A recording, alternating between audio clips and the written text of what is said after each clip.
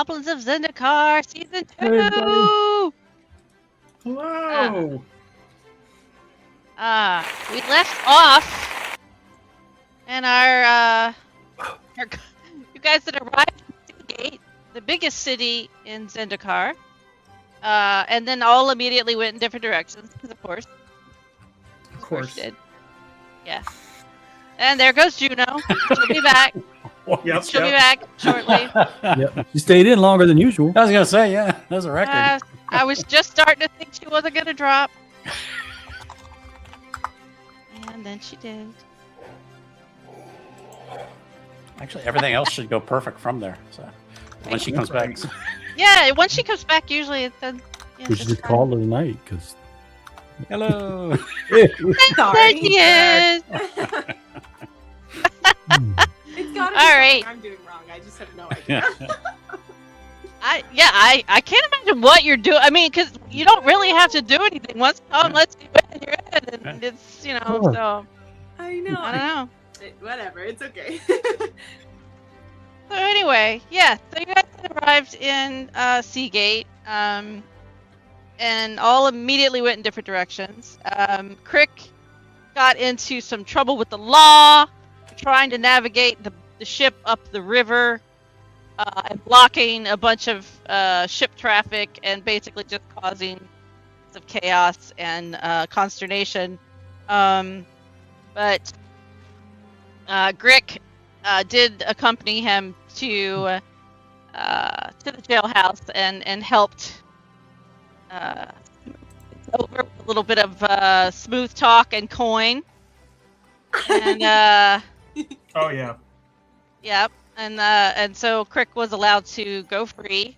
So you guys were just Crick is free. You guys had just stepped out of the jailhouse after having to appease a bunch of people who were complaining and demanding that you pay them recompense or whatever.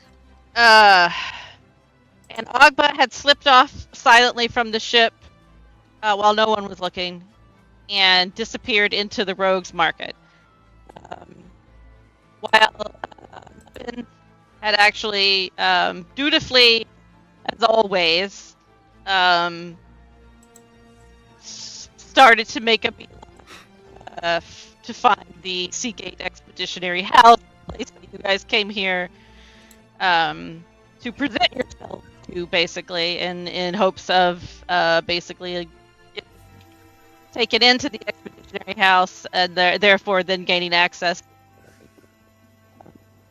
and stuff to help support your quest to recover all of the Mox gems from the various Skyclaves ruins. So that is where we left off. Anything else I forgot to add there that anyone wants to throw in? I think that kind of sums it up. So I think we'll pick up first with Ogba. Zooming in there on the Rogues Market part of the city. It's up at the northern part of the city there.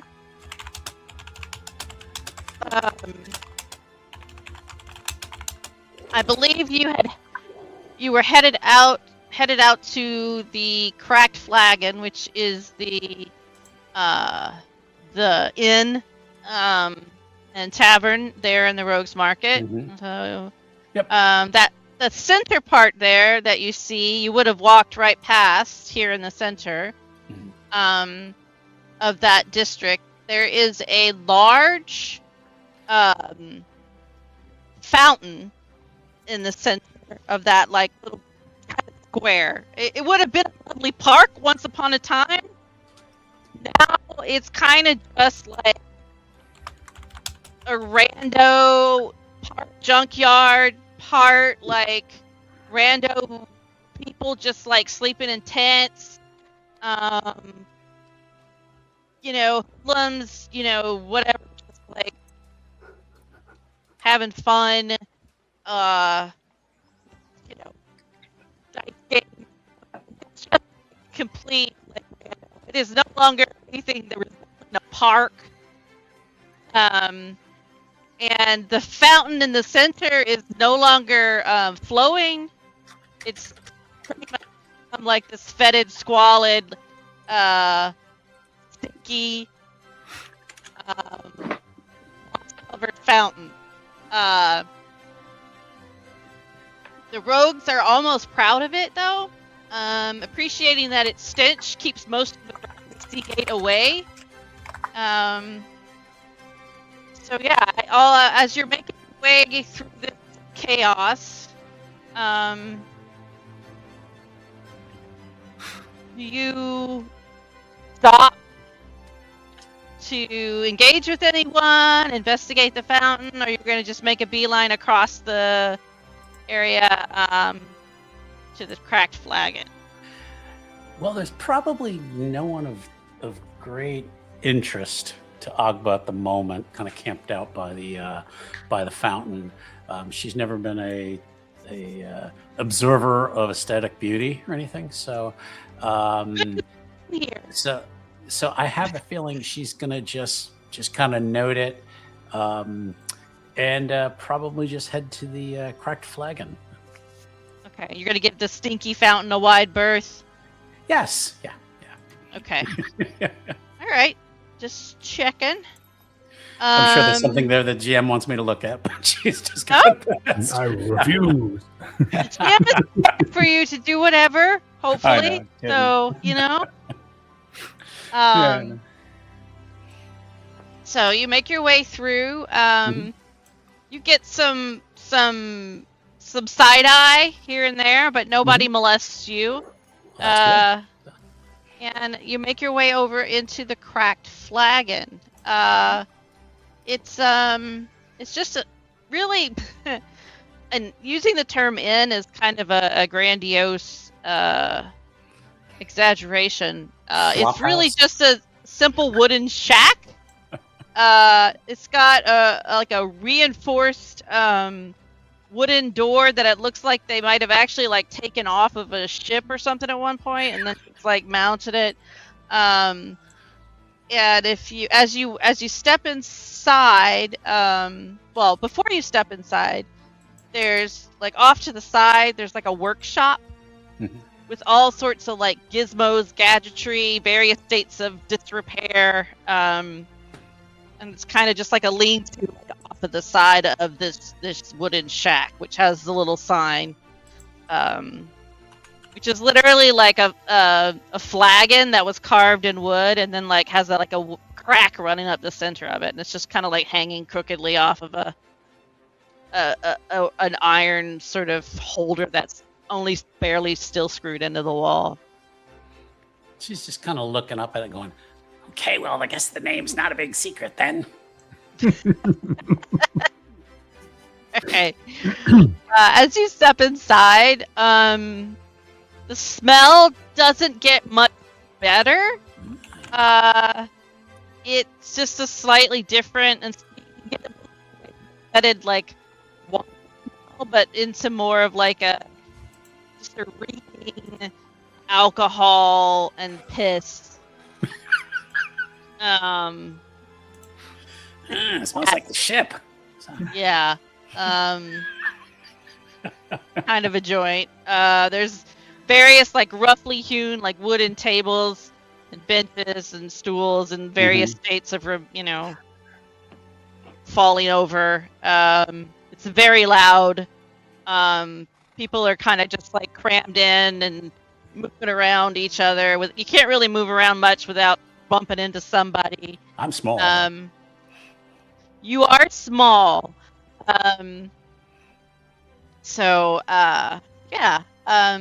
You see, though, interestingly, behind the bar, a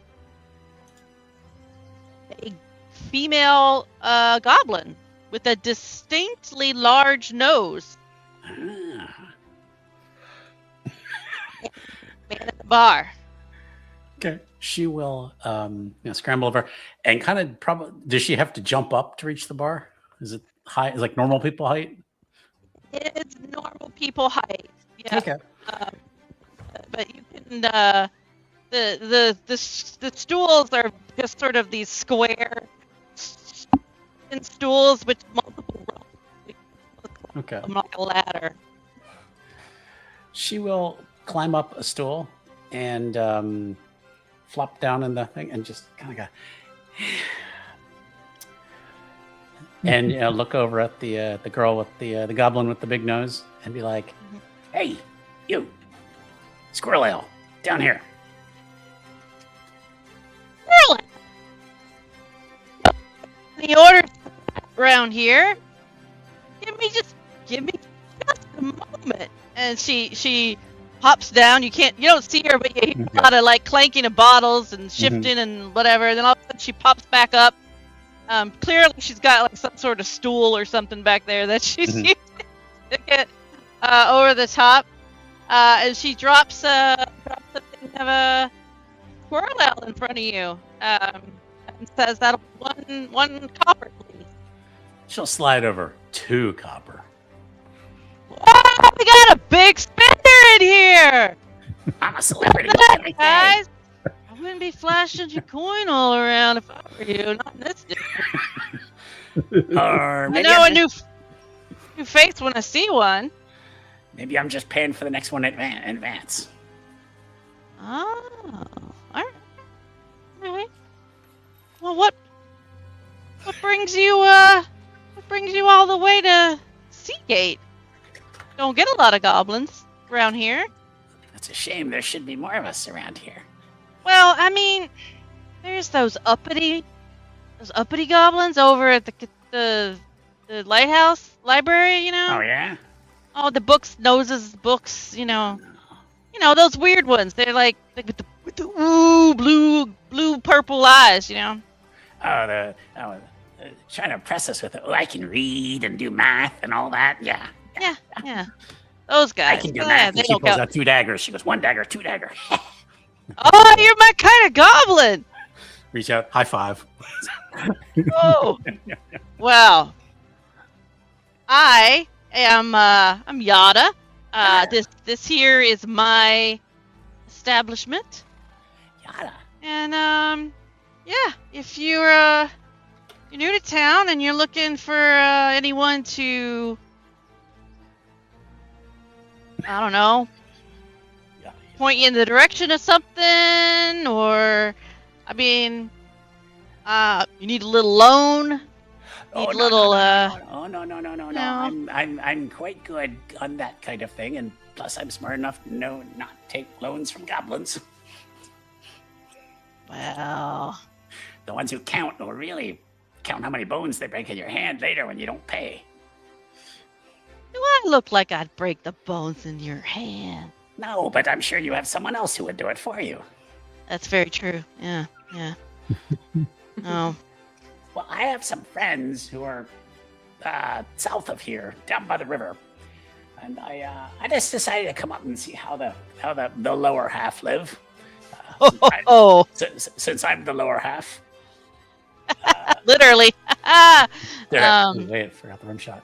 Anyway, so I'll take your offer under advisement, and she just knocks back her squirrel ale.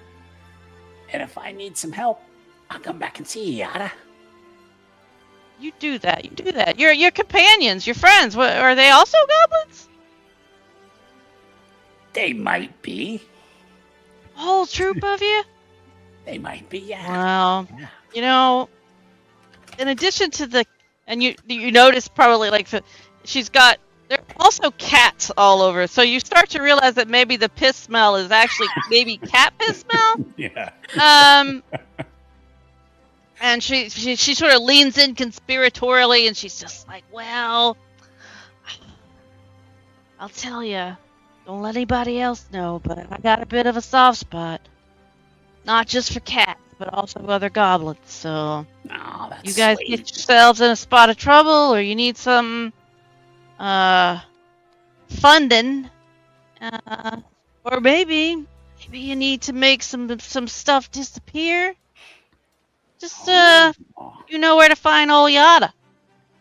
If I'm not in here, I'll be next door in the workshop, fixing gizmos and such. Well, my name is Agba, and it's been a pleasure to meet you. Pleasure to meet you too, Agba. What's I'd the- watch your back. What? Oh, that's a joke, isn't it? Not in this district, no. What's the fastest way to get to the river? Get to the river? Sure, yeah. Well, The river south of us, I mean. there's the fastest way. There's one doorway, and she kind of basically just describes for you. Oh, look, I'm trying to click on StreamYard instead of that's Oh not gonna god, I work. do that all the time. Trying to ping, and I'm like, right here. So she just describes if you just basically walk through the park. Mm-hmm. The park, she says. And just sort of head south, almost directly south, a little bit southeast. There's only one doorway to get through the inner city wall, unless you want to walk all the way through the Scholars District, which is the next district over, but you don't want to go that way. That's where all the highfalutins are. So, yeah, just head straight south, back into the Grey Docks, and then you're going to have to cross the river, either over the big bridge or the little bridge, either one. And, yeah. Where are you headed in particular? To the river. Just to the river. Okay, yeah. Well, just keep heading south down through the Grey Docks, and you'll hit the river. Thank you, Yana. And You're she'll slide welcome, over Agba. a third copper. What? You're just trying to get on my good side. I'm not there already. Well, just getting to know you. I didn't come by owning this establishment by just falling for every cute little goblin walks in here. If I didn't know better, I'd say you're flirting with me. Well, that's what And I want she you to kind of think. does a kind of a flick of her pigtails, and and then we'll wink at her and hop down and start heading for the door. All right.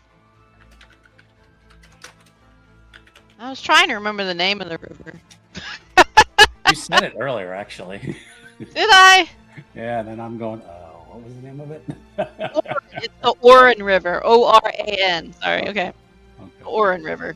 It's like that river. There's a river that runs. Anyway. All right. So, oh wait, no, don't do that. I'm moving the wrong thing there. Okay. All right. So you're just gonna head back south. Yeah. Okay. So you make your way through the Grey Docks. As you make your way out of the Rogue District, it's certainly the smell shifts to more of like a fish and like seawater smell. Everybody in the Grey Docks area is more they're just busier. Everyone's for the most part loading, unloading. It's more of a working district. You can see some sailors and pirate folk and such, kind of wandering about. You'll probably walk past the Flask and Rat on your way down through the Grey Docks. Smell better? Little bit. Okay. Less dumpster juicy. Yeah, it looks a little bit nicer. It's more of a half timbered building with some like half timbered and stucco, kind of like a an older Tudor kind of vibe. It's actually like a 2-story. Looks like building. So it's you definitely it's a slight step above the crack flagon, but not much. So you'll make your way down through, and you get all the way down to the river. The big bridge is, you probably notice it first. Mhm. So if you want to cross over that way, you can. She's not just keeping an eye out for the ship. The ship is docked over here.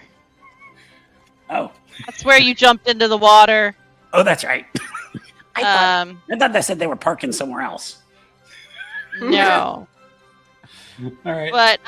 But you do see, as you're walking across the bridge, you do see the chaos.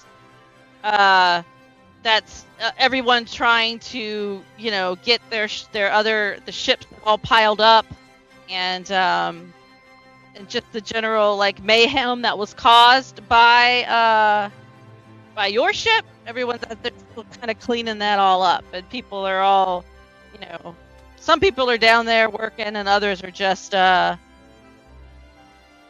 watching. She's listening for the sounds of cursing about goblins. So. Oh yeah, you're definitely hearing cursing about goblins. And we'll head that direction, going like, where are they complaining about goblins at? Yeah. Several people will walk by and cursing about, fool goblins and who let them into the city, and she'll kind of put on a different voice. Right, I really hate goblins like that. She's trying to slide through crowds and stuff. Right? I say we kick them out. Let's get them. All right, here I'm gonna roll. Let's see here. Roll me a d6. Odds somebody notices you and decides to take their frustrations out and assume that you were a co-conspirator just because you're a goblin. Evens, you get by. All right, you get by. Okay. Unnoticed. Nobody's looking down that far. And you're pretty stealthy anyway, so you'll just sort of slip by. And not too far off into the Sentry District, you hear the telltale sound of Crick loudly proclaiming their freedom. I hear the sounds of freedom. Crick is free! Is that freedom, Crick? Turn it up. Greg's got both fingers in her ears, and when she hears Agba say that, she's, no, please, you're loud enough.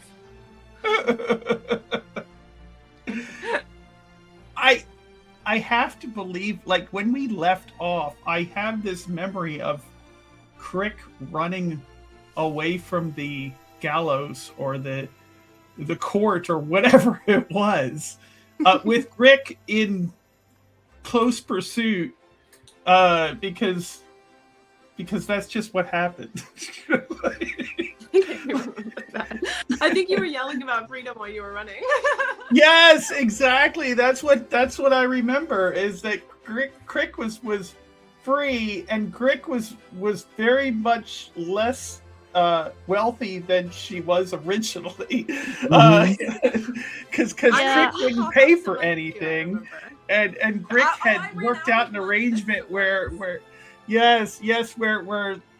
she had paid for everything except for 1 or 2 gold pieces from Crick, and then Crick was just like, I'm free, and busted out of the chambers, just running away. So yeah. Okay, yeah. In that case, Crick is sprinting after you, yelling, get back here! Get now! No, Crick is free! And whirling a dagger around. And they run right by you, Agba. Hey, wait, come back. No time! All right, she takes off running to try to catch up with them. Yeah. All right. Yeah. So, I'm guessing, I can't remember, if you can help me here, I can't remember where the courthouse or gallows or jail or whatever it is that happened in this kind of sort of maybe trial thing that occurred. Okay. Right there. Yeah. We'll just say that's the jailhouse. Yeah. and so I guess we're heading towards like the southern part of the wall there in the Sentry District. Yeah, you're in the Sentry District. This is the government, military, law enforcement district. And you'll see you'll see various signs around. You'll see a sign for the meeting house of the Coin Lords. You'll see the Seagate Military Academy. There's a soldier barracks. Yeah, there's some military command offices, training grounds. Just right in the sheriff's heart office. of the guardsman's like district here. Yeah. Yeah, you are. You do also see some. There is a sign for the Great Baths, which is you would presume some sort of bathhouse. But that's sort of what's going on there in the Sentry. And then you'll see a sign for there is an inn, actually not far from the jailhouse, overlooking the river, with a sign hanging out called the Fool's Shield. So okay, and we were here. On there. Help me out, because this is also I always care for my audience, and I know that it's been a bit, like a minute, so like our audience might not remember while we're here. So basically, I'm asking on their behalf. Like Crick is kind of moment by moment. He's not the greatest narrator or even So basically, like there was a goal here. Yeah, you came to see because the core woman that you met in the Balaged Skyclave gave you a token to present at the Seagate Expeditionary House. Yes, that's what it is. The Expeditionary. That's why I was heading south. I knew there was some kind of method to Crick's madness here to draw. Well, you were more accurately brought south to the jailhouse because you were arrested at the docks. Right. What of his plan? By deliberate intent. Right. Exactly. This is a cleric.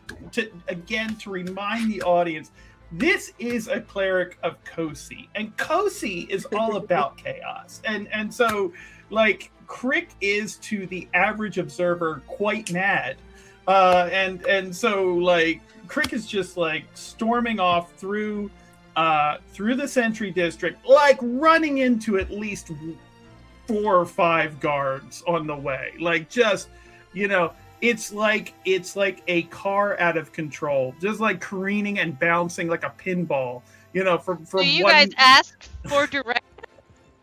No, of course not. Crick is guided by Kosi, like divine intervention here, and so it might seem like this is aimless running, but it's not. It from the goddess perspective, right? This is actually a well enacted plan, with Crick as the pinball, making his way down to the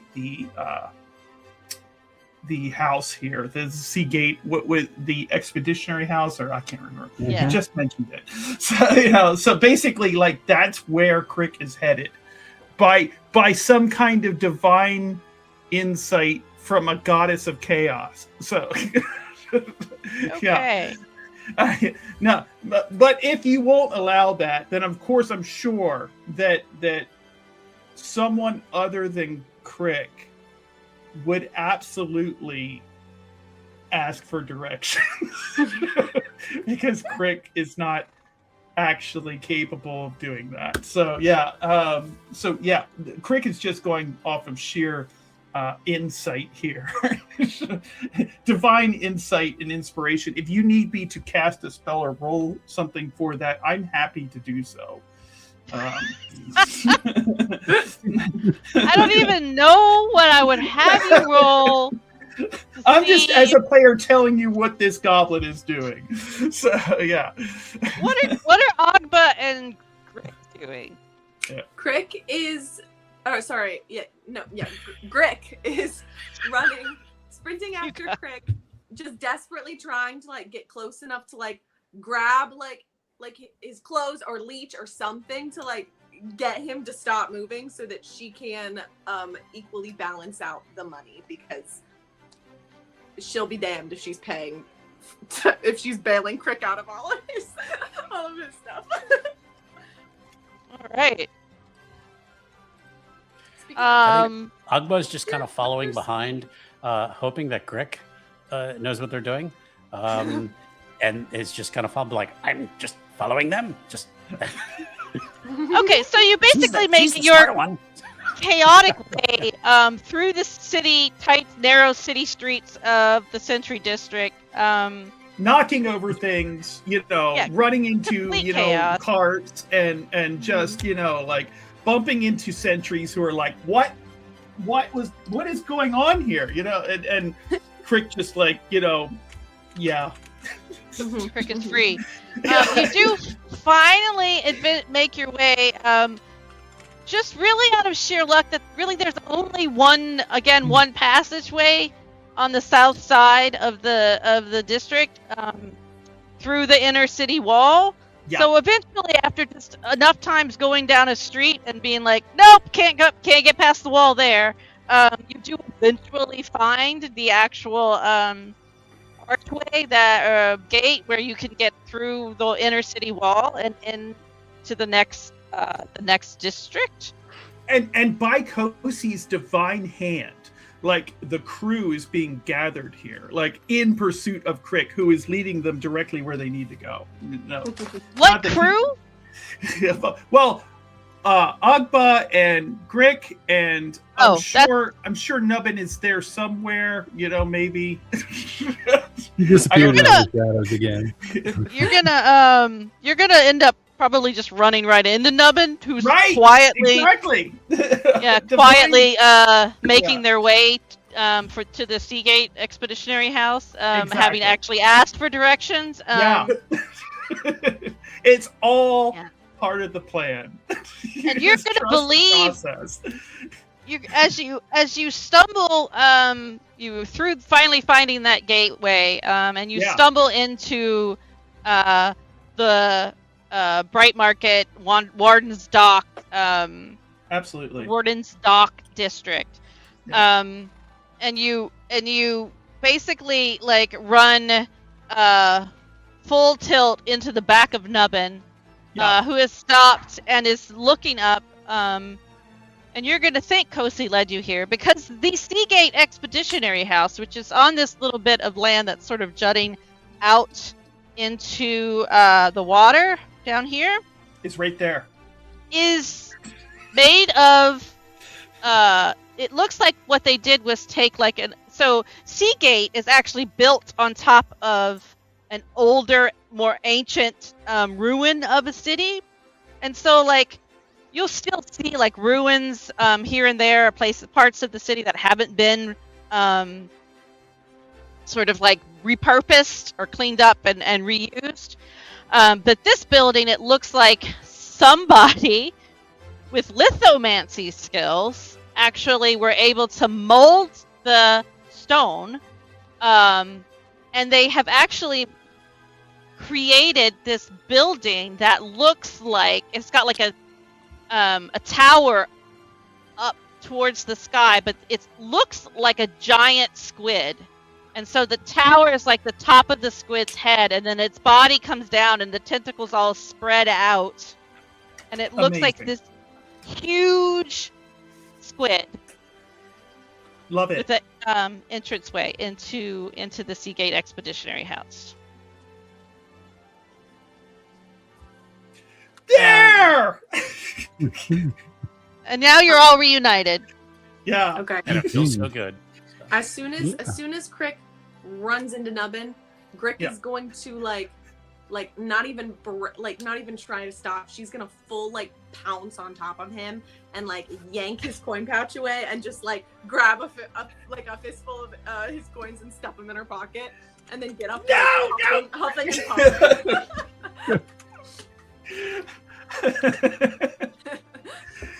You will pay me back. It's mine. Where did we even end up? and Crick will like on his back, like right there. There's no way you meant to do that. I ain't led my Kosi. Give me my coin pouch back. Crick's gonna sit down for a minute.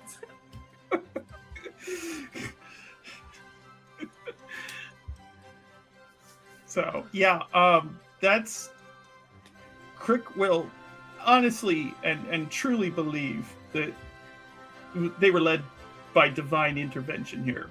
Obviously, a clear sign from Kosi, and tension distracted now because obviously been relieved of Crick's wealth.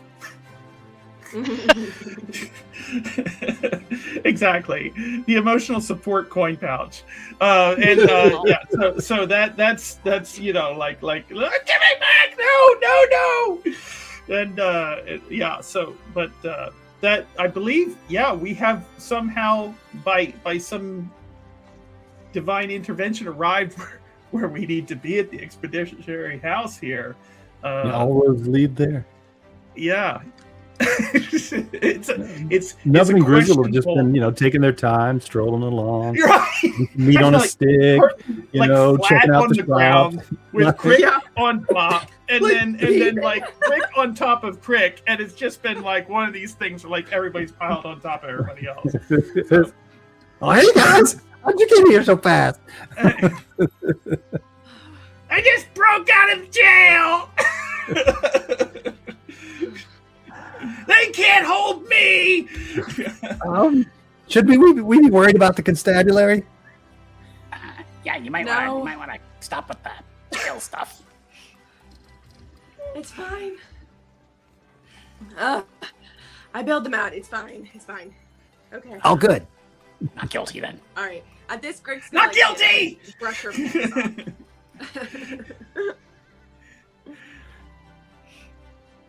All right, now that you are you guys gonna go into the? Oh, we are absolutely going to as soon as we thought get. Kind of doing brushes it. herself off.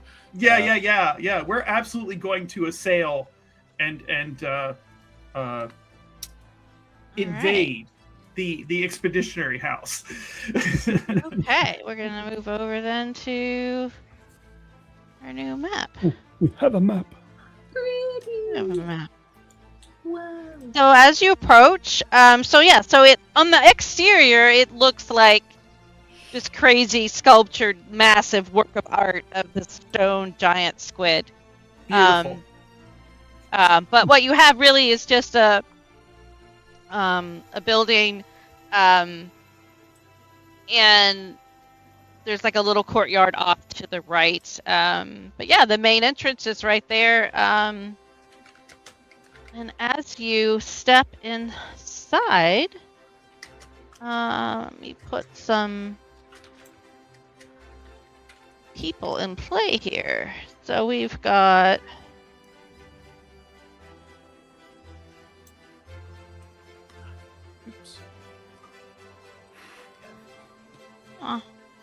I made tokens for her. And we've got some people hanging out here that you will see. Jabby. Recon. And then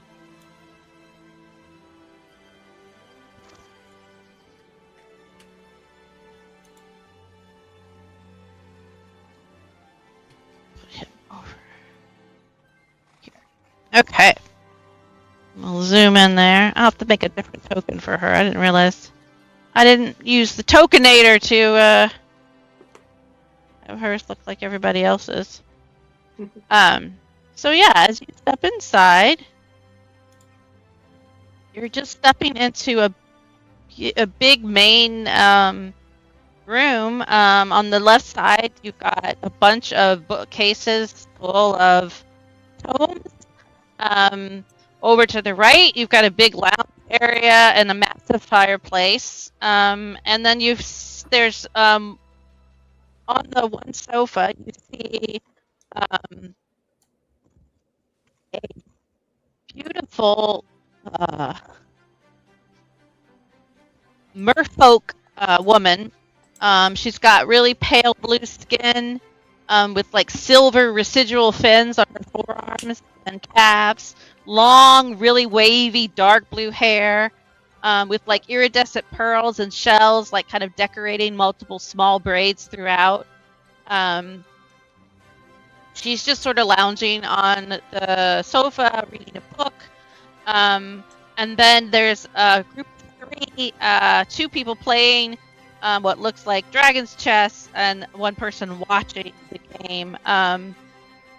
You've got one gentleman who's looks like a core, male core. He's sitting down, so you can't really quite tell how tall he is, but he's even sitting, he's taller than definitely than the person sitting across from him. He's got platinum hair that's kind of like shaved on the sides, but then like longer on top and kind of sticking out. Across from him is a goblin, a little blue Ixalan, you would guess, because there's a tail. Goblin with bushy white hair underneath like a hat. He's got like a little jacket on, and he's got like bushy white eyebrows and sideburns. And then there's a human guy that's standing there watching the game, playing. So that's what you can see when you walk in. There's a door to your left, in between the bookcases. There's another set of doors on the far wall across from you.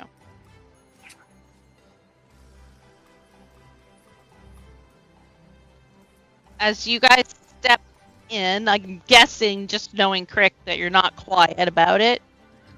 Absolutely not. No. In fact, Crick practically crashes through the door, and so anybody on the other side of that door stands a good chance of being run into.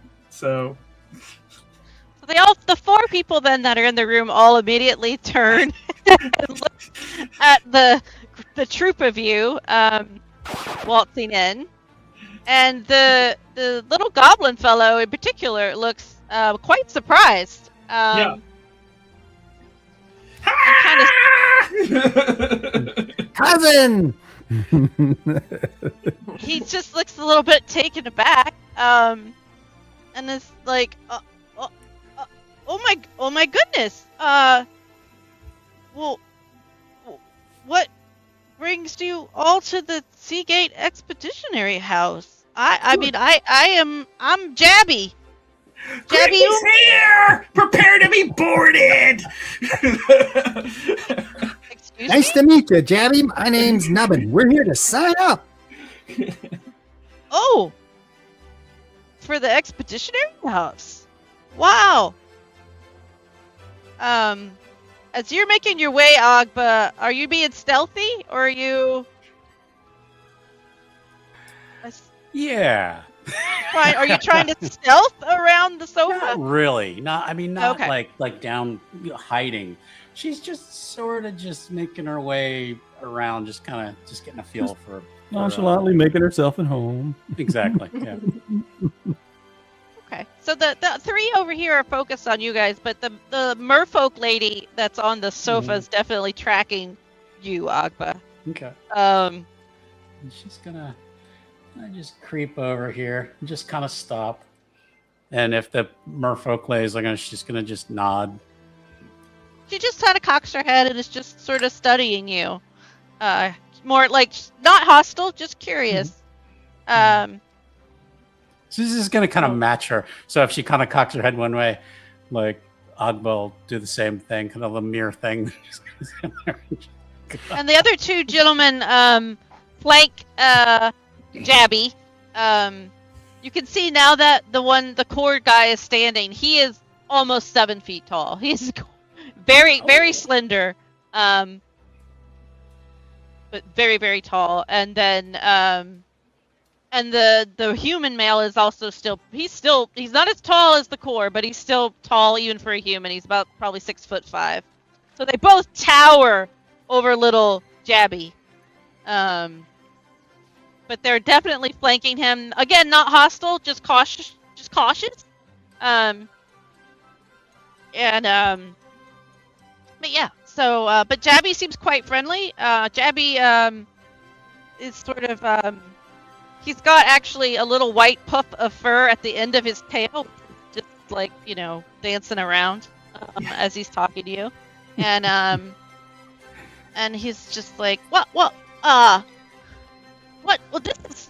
this is great. I mean, I've been the only goblin in the Seagate Expeditionary House for years. And I mean, how'd you even hear about us? Well, our business partner and friend, Nahiri, the core, has sent us. And at this, like, anybody who wants to, roll me an insight check. When you drop that name.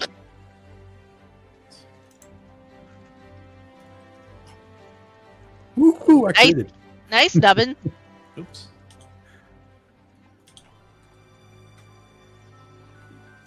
Crick rolled a 30-20. With that crit, I would say both. Ogba doesn't notice anything because you're mesmerized by the mermaid on the couch. Are these nachos free? Yeah, right. You got distracted by the food laid out on the coffee table. Yep.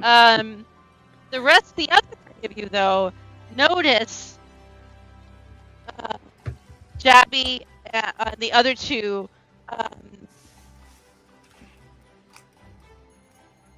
give each other the side eye or whatever. And you would detect, I would think, with that crit, like, an element of fear, an element of, like, something else, more like,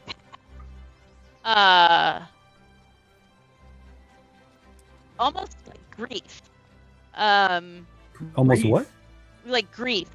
Grief. So, yeah. So they definitely all sort of look a little bit taken aback when you drop that name. And at that moment, a core woman steps out of the doorway to the left. And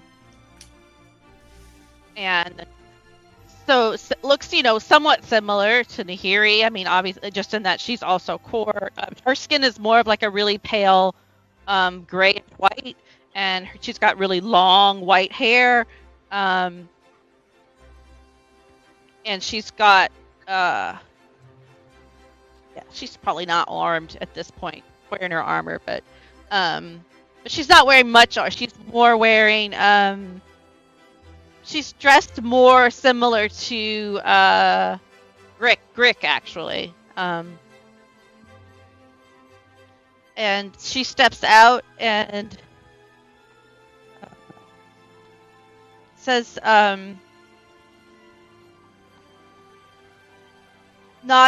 she says that's not a name that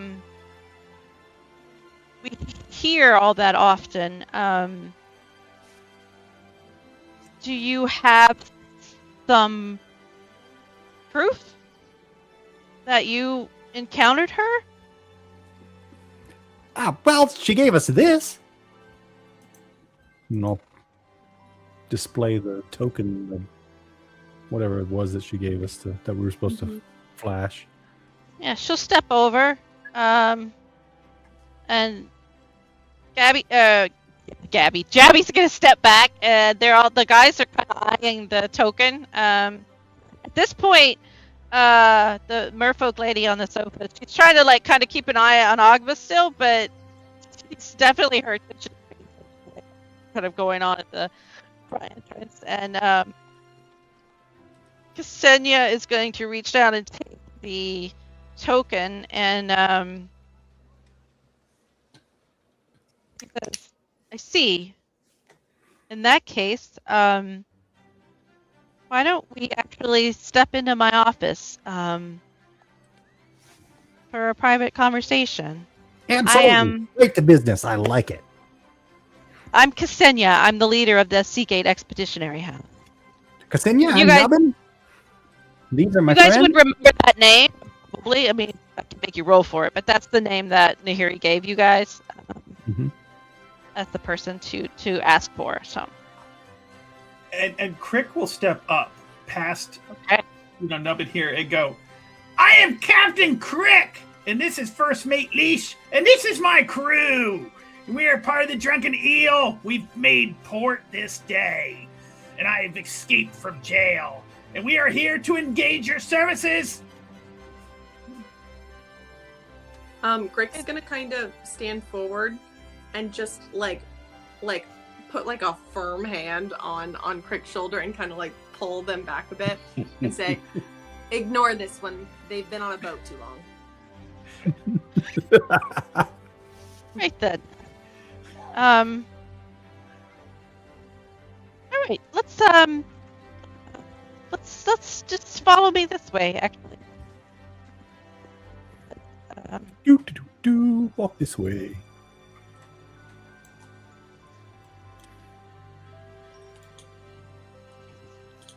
Once you guys are all in, she's actually going to close the doors. And then... Agba jumps up into one of the chairs. Comfy. Absolutely. Would you like me to bring some other chairs in for the rest of you to sit? Oh, I'm fine. That's And how big is this desk? It's pretty large. I would say the grid on this is probably like 2 square. So it's about, yeah. So it's Now, what, I'm new to About- this whole thing. Yeah. 6 feet long? Yeah. So it's like, and core are like as a species, they're bigger, right? They're taller. Yeah. They tend to be taller than than humans. But they're more elongated. Everything about them is more elongated. Right. Their skulls are like their limbs, like they're just a little they're taller, but they're more like narrow and kind of elongated, if that makes sense. So Crick, being very nimble and being, of course, quite used to climbing all sorts of things, being a ship's captain and shimmying up the ropes and everything else and yard arms and all that stuff, will not even hesitate to. I assume this desk is core height. Like would be comfortable for someone who is somewhere between 6 and 7 feet tall to sit comfortably at. So Crick will actually climb right up on the desk and you're gonna give me either an athletics or an acrobatics roll. I am happy to do that. I would very much like to give you an acrobatics roll. If you botch this and make a fool out of yourself, it's gonna be hilarious. That's what I'm here for. This is what people come to see. So that's yeah. That is a 22, however. So Nice. you flip up that's right. on land Yeah. That's perfectly impressive. on Yeah. that desk. Yeah. And she sort of and you'll notice she almost moves to like grab something under the desk. Right. And then she realizes that you're not being threatening. That you're just but you definitely like caught her off guard. Absolutely. And there's Leash right there over Crick's shoulder, just like, like kind of paying attention too. So yeah. But he's right up, on that desk. Yeah. Mm-hmm.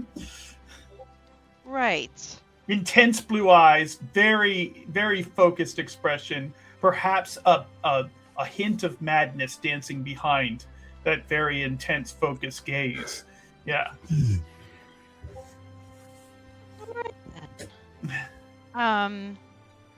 So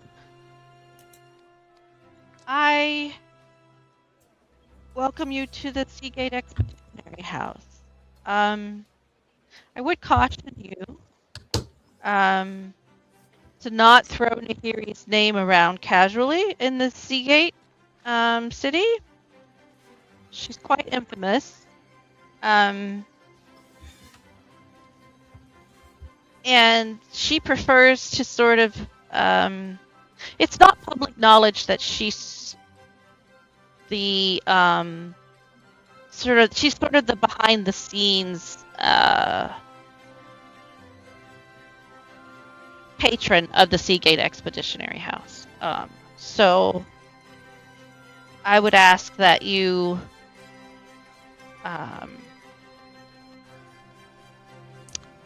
keep that name to yourselves. And unfortunately, she was just a part of a group that went out to one of the Skyclave ruins, and the mission didn't. Let's just say one of the members of the mission didn't make it back, and so yeah, it's a little bit hard. Not quite, but yeah. So I would maybe just the members sort of sent away on kind of some rest and recuperation.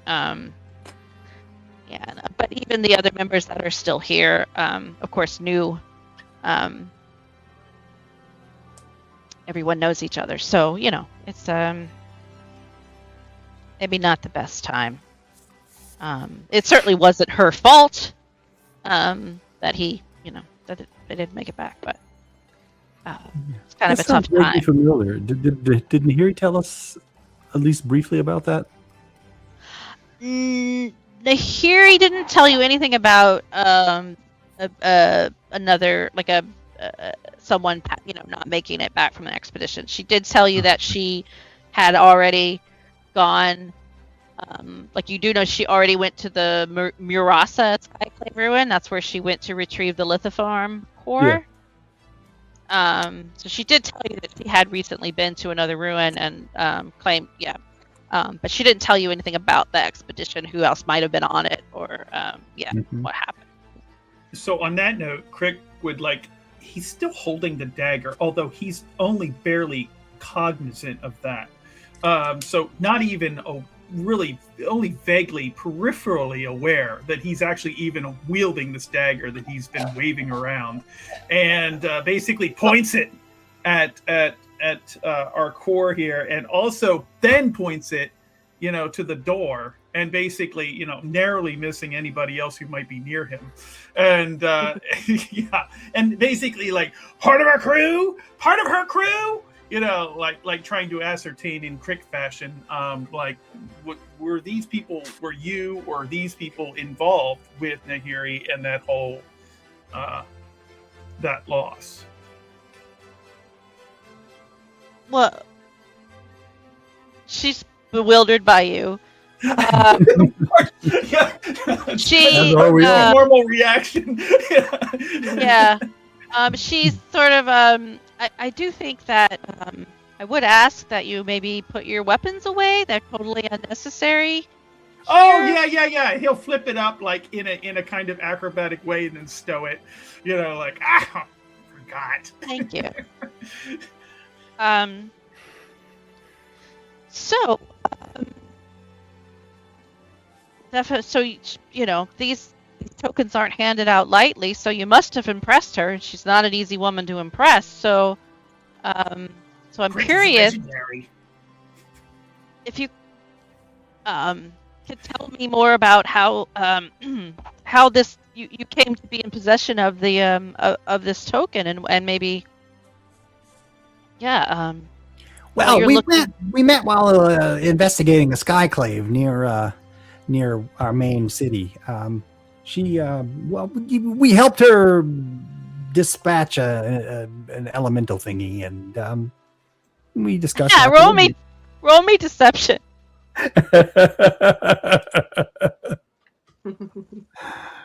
Nine.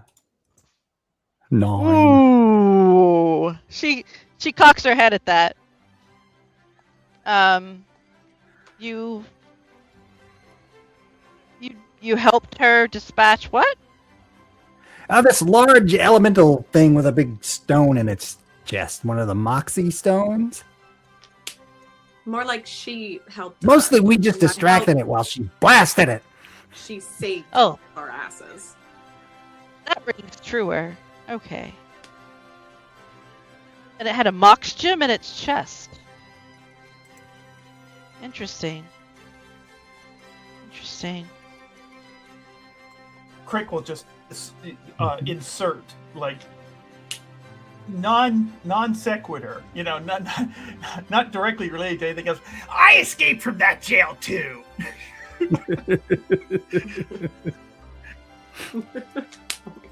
Well, okay, so I'm at least getting a sense of what your skills are. We found him locked in a closet. Jail cell. Couldn't hold me though. Me and Leash, we get out of everything.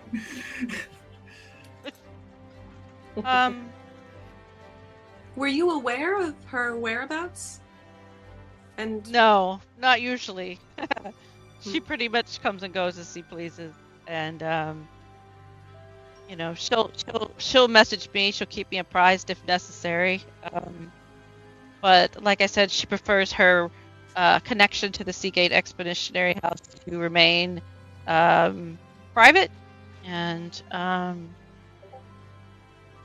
she's so we I'm not really sure. So she sent you here to seek to join the house, to seek support. What are you looking to do? We're working with her now to find more of the Mox stones, and she suggested that you might help supply us for our next expedition. Oh, she's given you a mission. Oh yes, we're partners. Interesting. Partners in tracking down the rest of the Mox gems. Am I following you right? Correct. And reestablishing residences within the Skyclaves. We want to stabilize their flight.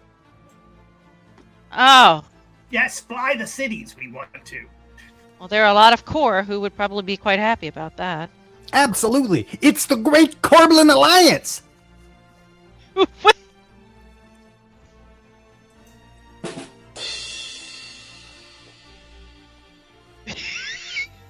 She's just sort of like, okay,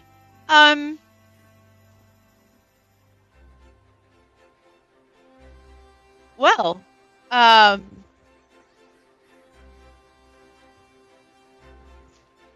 yeah, well then, I guess, welcome to the Seagate Expeditionary House, and absolutely, and she reaches into the drawer and she pulls out 5 like little tokens, like pens or medallions that you could and she slides them across the table. She's like, there's one there for each of you to denote your acceptance into the expeditionary house. Crick shakes his head. What more? I'm sorry? What more? We have 6 You members want- of the crew. An extra token for Leash. Yes. Who's Leash? Leash is nodding. I'll reach over and pat Leash. Yeah. Leash. Just go with it.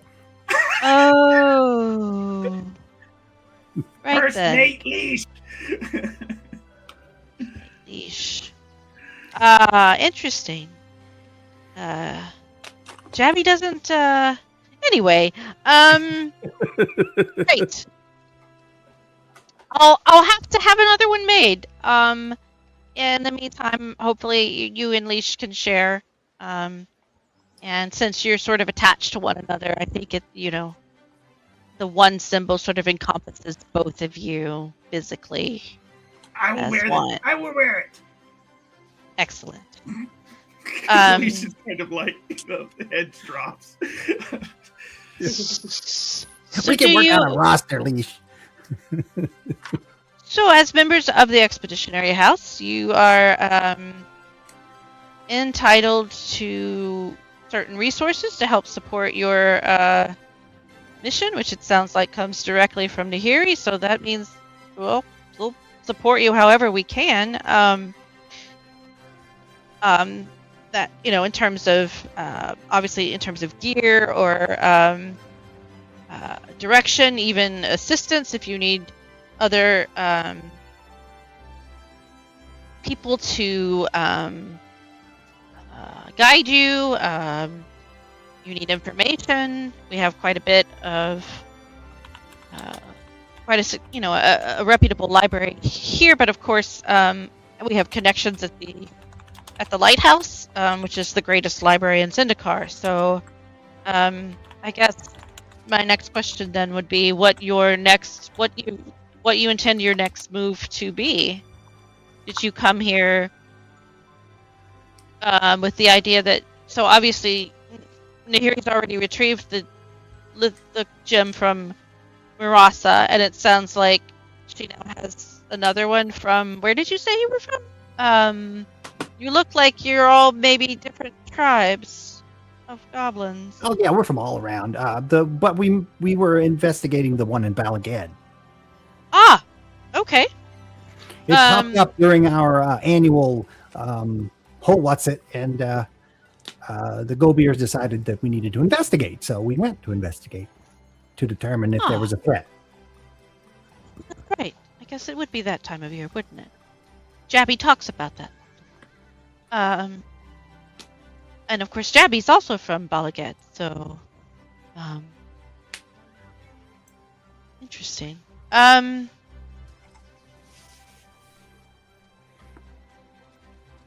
So were you thinking, were you intending to go, which ruin are you intending to go to next? We hadn't really decided yet. We wanted to find out more information about all of them, see what you could help us with before we decided what was the best course of action. I believe that's where we left off. Ah, okay. Well, the closest one, of course, is obviously the one here on Tazim. The Skyclave of Emeria, they call it. It's a little bit different than the other Skyclave ruins. It was destroyed intentionally ages ago. We're not really sure. I personally, don't know much about what happened there, but it didn't fall from the sky whenever, when it was destroyed. It continued to float, so it's been up there always. And so it's been pretty well ticked over. It's pretty much just ruined chunks of stone. I'm not sure how much you would find up there, but I guess you would certainly have to check and see, I suppose, if there could still be a Mox gem up there hidden somewhere. I don't know. That's the closest one. Then, of course, there's the one up in Sajiri, up in the Arctic. That would be quite an expedition. We would definitely need to outfit you in a particular way for that one. Booty, treasure. Mm-hmm. Booty, treasure. Yeah. Leash is kind of like shaking its head when she's like, oh, this one's been pretty picked over. It's like immediate, like negative, tail shaking Yeah, let's save that one for last. Yeah. Yeah, exactly. Nobody cares about that. Is there more like Leash moves forward, to kind of get closer to her, when he says booty treasure about the Arctic one. Oh, well, that one would take a lot longer to prepare you for. You could probably easily enough bop up to the Skyclave of Emeria in the meantime while we were gathering the necessary gear that, would try to survive an Arctic expedition. There's also south of Tazim, down in Ondu. There's a Skyclave ruin there. And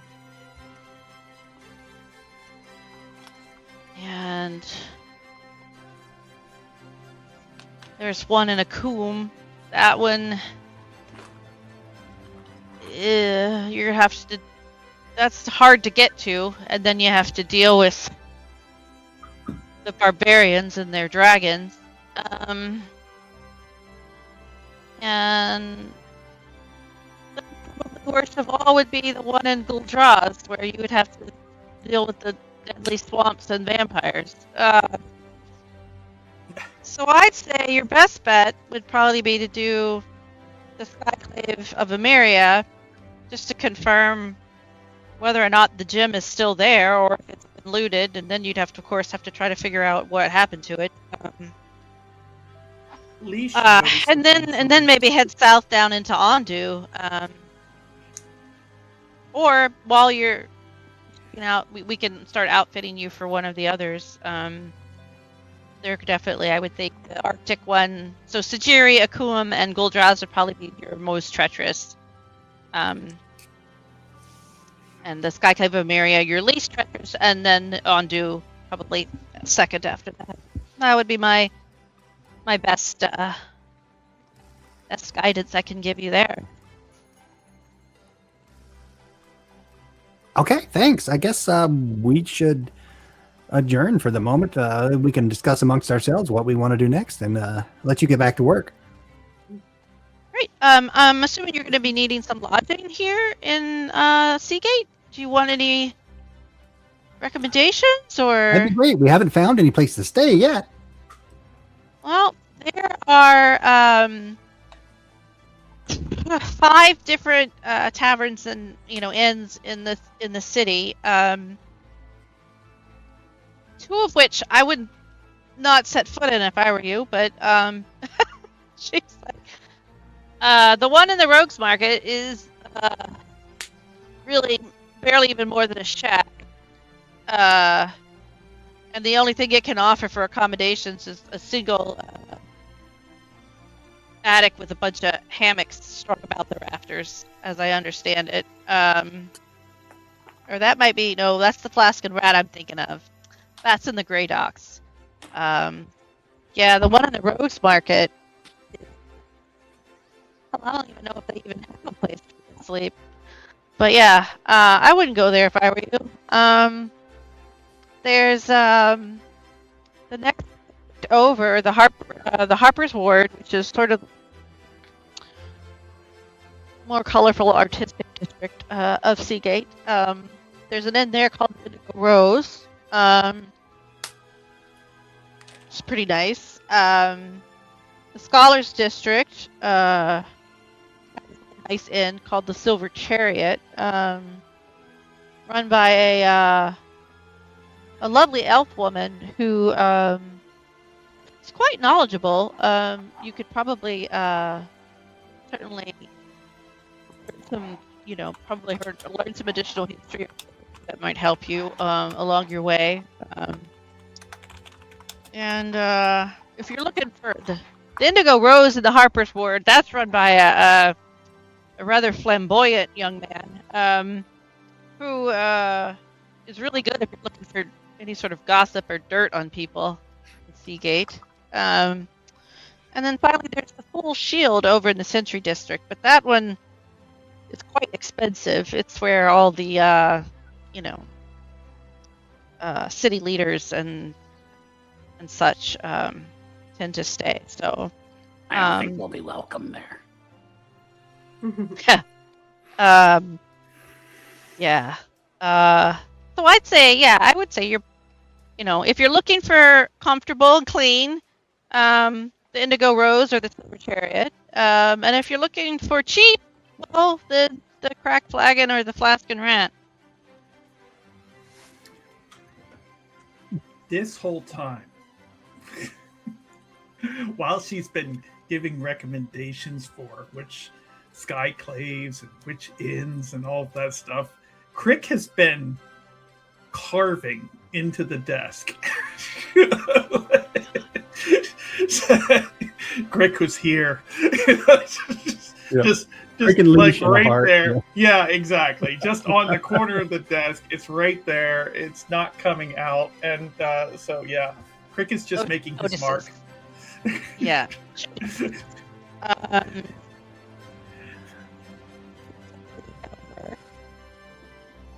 And kind of put her face right in your face.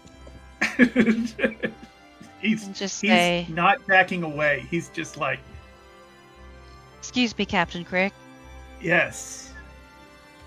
I don't know how your culture shows respect, but defacing the property of the people that you're asking a boon from isn't really how my culture would go about it.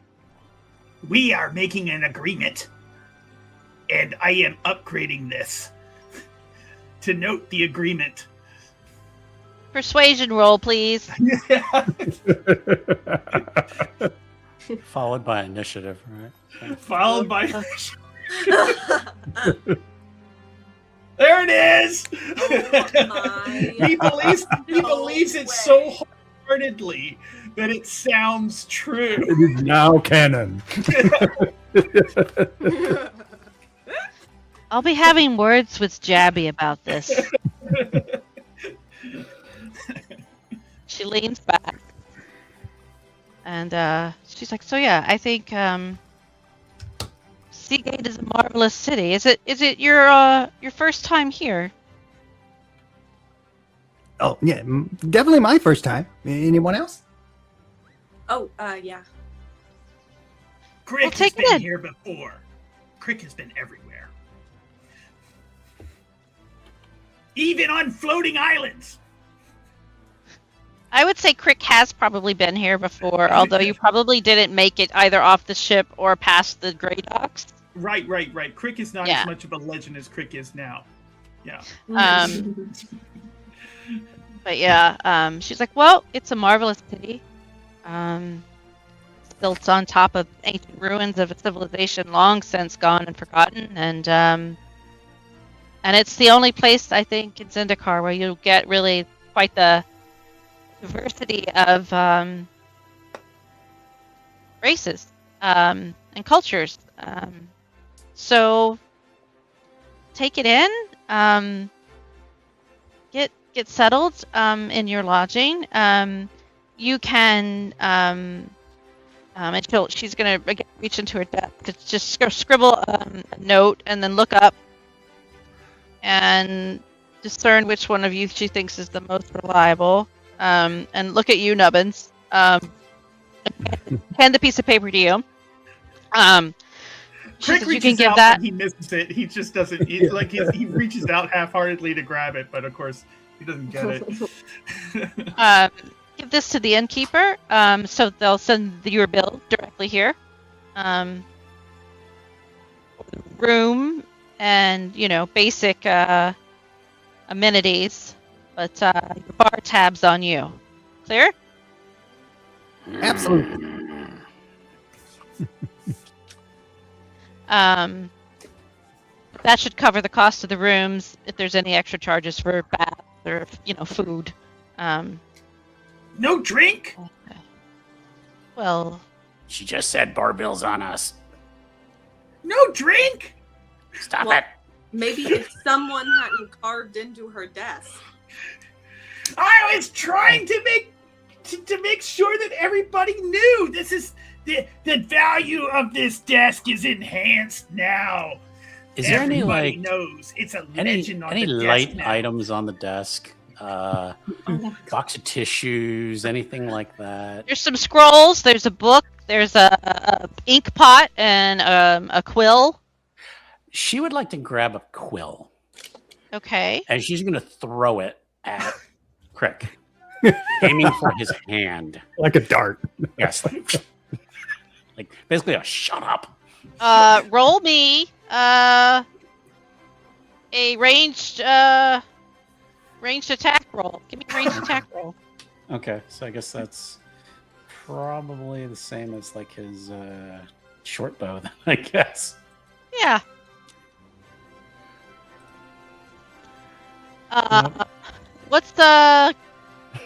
What's Crick's AC? Is 18. It's 18. Oh, that hits. So yeah, that pegs Crick right in Ow! right in the cheek. We're gonna say right in the cheek. You got an inky quill. Mutiny! Mutiny! Shut up, Crick. Right then. Okay. So I let's see about what what's in the warehouse in terms of equipment What's that? To help requisition, supply you guys. Why don't you come back in the morning and we'll meet and try to start popping out your next move. And certainly, if you would like to take advantage of access to the lighthouse, if you are looking to do any kind of research, then you can show them your medallion, and that will get you in there as well. Yep. Right then. And feel free to introduce yourselves further to the rest of the company outside if you like. But that'll be all for now, right? I think so. Anybody have any questions? Nope. Hops down. Okay. Yeah. Well, we'll see you in the morning. Thank you very much. Excellent. Excellent.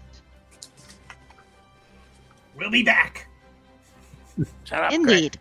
Indeed. That's what I'm afraid of. Yeah. You'll notice that they're over here. They've all sort of been just sort of hanging out, waiting for. Right? Oh! How did it go? How did it go? Come have a seat if you like. There's food and refreshments here. And, are you to be joining us? We I are. think Rick will just like grab the little token and kind of like spin it around in her fingers and like flash it. Oh, hello! Goblins are taking over the Seagate Expeditionary House. Ogbel sit next to the mer lady. Be like, my name's Agba. What's yours? Oh, it's Irana.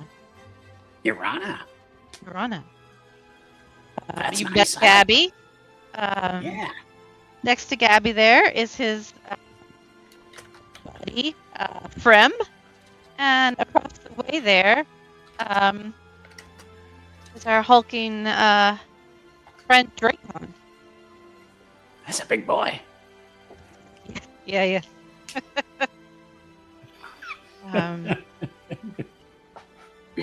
So, yeah. Welcome. So what do you do around here, Irana? Well, I am, we, plus one other member who's actually, I think, outside right now. His name is, Kinlith. He's the only elf in the group, so he kind of, like, sits outside in the courtyard lot. He likes his quiet time. But, yeah, so we're one we're one troop, I guess. I am our troop's cleric. And Jabby over there is our, usually takes care of guiding us around, getting us into places. Anything soft that she can throw at Jabby? Pillows. It's been, Just kind of just grabs a quick. Just gonna test Jabby. Gonna grab a quick throw pillow. And All right. Let's see here. Let me bring up Jabby's. Hello, fine. What are we gonna call that? We're gonna call that an athletics, maybe, or acrobatics, dex save. We'll call it a dex save. Okay. Oh. Wow. Jabby catches that pillow with his tail, no problem, and then flings it back at you. Okay. And then she's gonna try to just snatch it out of the air. So is that just dex save or? Yeah. All right. Well, it depends. If you're trying to getting hit by it, it's a dex save. Mm-hmm. If you're trying to, I would. Yeah. He's just trying to catch it. So. Trying to catch it. If you're trying to do anything fancy with it, I would say it's an acrobat. Acrobat? Okay, I can do acrobats. Yeah. Like Matrix, everything just slows down. She just kind of catches it, spins it on one finger, and then just holds it and just puts it back down. That's the way Dracon starts guffawing, and he's just like, "Oh, looks like Jabby's got some competition in the house."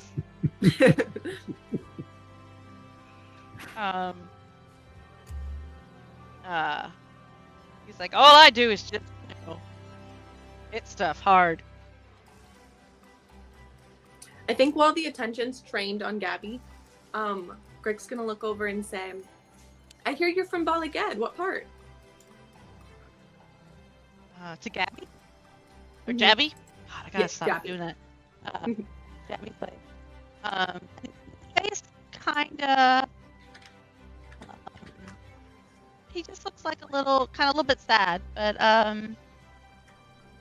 he nods and says, yeah, I used to, I was born in Balagad, yeah,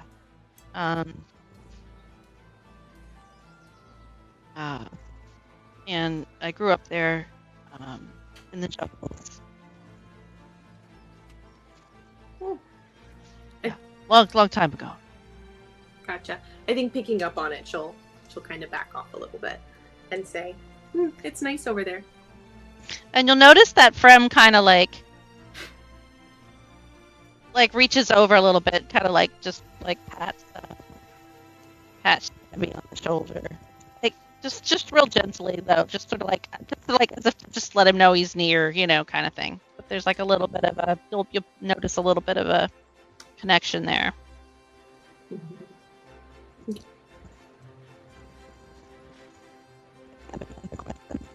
Or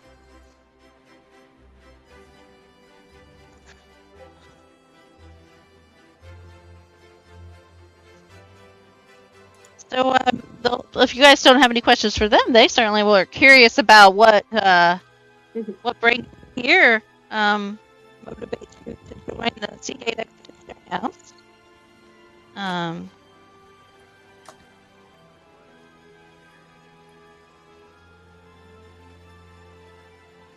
What do you guys? Are you just interested in just adventuring in general, or are you after something in particular, or is it all hush hush since Ksenia closed the door? Well, it's not really hush hush, but she did caution us not to mention you know who very often. Yeah, he's not the most popular person around here right now. Although, I mean, we all basically owe our livelihood to her, so we can't really. Well, yeah. We're not real sure what all went down. I think the only ones that really know what happened on that expedition are not here right now. So, but I mean, it's certainly a dangerous line of work, and the ruins in particularly are quite well protected. So,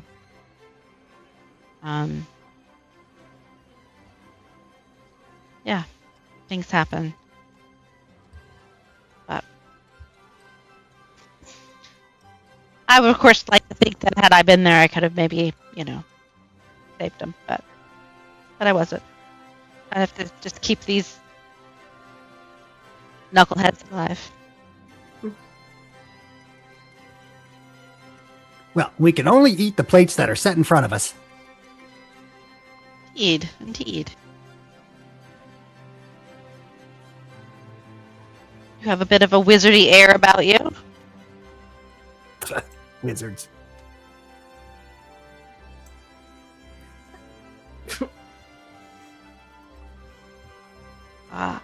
Yeah, I don't see any Mordenkais amongst your group. Nah, they'd all gone home by the time we got back from Valagan, and so they didn't get invited. Yeah. So where are you guys thinking about staying? We hadn't talked about it yet. What about the Indigo something? The Indigo. Oh, that place? Yeah. Yeah, I mean, if you're looking for a lot of sultry sort of lounging and consuming of fine liquor and We do like our fine liquor. scantily clad servers. Yeah, if you're looking for entertainment, that would be your place to go. What kind of entertainment they got? Oh, you tons of performers of all types, music, acting, circus, gymnastics, whatever the heck they got going on over there in the theater district. No shortage of different types of. I mean, Seagate attracts them all. So Sword juggling? probably fire breathing. I don't know. It's And she just kind of looks around the others like, Please, can we stay there? Please. I mean, it sounds like a nice place to visit, but is there any place a little less distracting? Well, if you're looking for less distracting, the Silver Chariot over in the Scholars District, very quiet, very beautiful, very comfortable. Boring. Blah blah blah. Scholars. Nice elven lady runs it. Who's like super fascinated in history. So. she's just like quietly groaning, like a bored 5-year-old. Giggling to himself.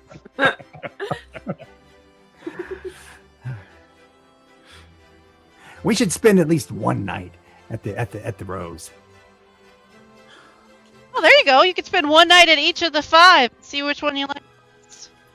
I don't know, the ones that she was talking about in the what was it? The cracked flagon. Nah, you don't want to go. You don't want to go. Now that- No. I was reading reviews. Not a good place. Yeah, that's the worst one in the city. Yeah. Nobody sleeps there. They can't help it. I heard it smells like cat piss. So Indeed, yeah. even worse than our ship does. So Although it is run by a goblin, so I guess there is that. Oh. And she's just gonna cast and look at the others like,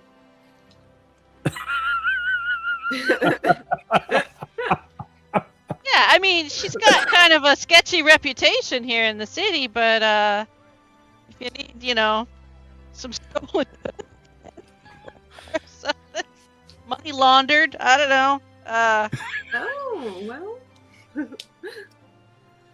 Guess I'll Or keep that in mind. she's also been known to be able to fix just about any kind of mechanical device. But yeah, Yada, I think their name is. But yeah, I wouldn't sleep there if I were you. All right, good to know. She's gonna like kind of just mouth like later. That's the other. That whole district stinks, though, to be honest. So Basically, that's Like, that's literally? the plan. When everything goes to shit, we'll stay there. yeah, like literally, like there's this really disgusting fountain at the center of it. That yeah, it's just Why doesn't anybody fix that? the other. I guess this is something we should warn you about. She kind of looks at the other folks, and Jabby's like, "Oh yeah, we should probably." So you gotta think. Just think. You might not necessarily always want to be broadcasting that you're members of the Seagate Expeditionary House. I mean, it depends on where you're at and for what purposes. But there are 2 other expeditionary houses in Seagate. And one of them, the Palaka Foundation, well, its hoity-toity foundation name, is it's actually on the outskirts, on the just after the on the other side of the outer wall. They weren't good enough to be in the city. Well, they think they're too good to be in the city. It's a bunch of elves run that one, so they wanted to be outside the city walls where they could more trees or whatever. I don't know. Yeah. And since you're talking about the Rogues Market, the other expeditionary house is the Valakut Expeditionary House. And that one, like the elves are uppity, and they're certainly competitive, but they're not, they're not downright evil. The folks over in the Valakut house, yeah, they'll just kill you for the fun of it. I don't know. We just, you don't want to run in with them. Where's the evil part? Adorable. Oh, I get it. Yeah. Okay. So, yeah, just watch out for them. They're a motley crew, but they're every single one of them dangerous. So, Do they wear like a symbol or something we should be looking for? yeah, big V, super original. Your symbol, by the way, is like the squid, like the shape of the building. Okay. But yeah, they just have a big V, and they have no qualms about letting everybody know who they are. Just watch out for that, all right? Might have to take them down. You don't want to tangle with them. Okay, Oh, thanks. never mind. So Wow, we don't generally broadcast who we are anyway. We try to keep things on the down low. At least I try to keep these guys downer low, but Kind of looks around and goes, where'd Crick go? giving Crick the hairy eyeball. Where did Crick go? Crick's not in the room anymore. Now you realize he's not there anymore. Yeah. Oh. Looking around to give him the eyeball, and he's not. Shit! Where did Crick go? I'm not bailing them out a second time. It was my turn to watch Not him. happening. Maybe you should go check on your friend and being new to the city and all. Yeah, I'd avoid the Rogues Market if I were you, unless you got some nefarious reason for being down there. Duly noted. Because that's where the Valakut house is. So. and she pauses at the door. Good to know. All right. We'll be seeing you, I guess. Yeah, we'll be around. Thank you for the Alright. invite. No problem. Let us know if you have any questions. We're all partners now, even though we're in different troops.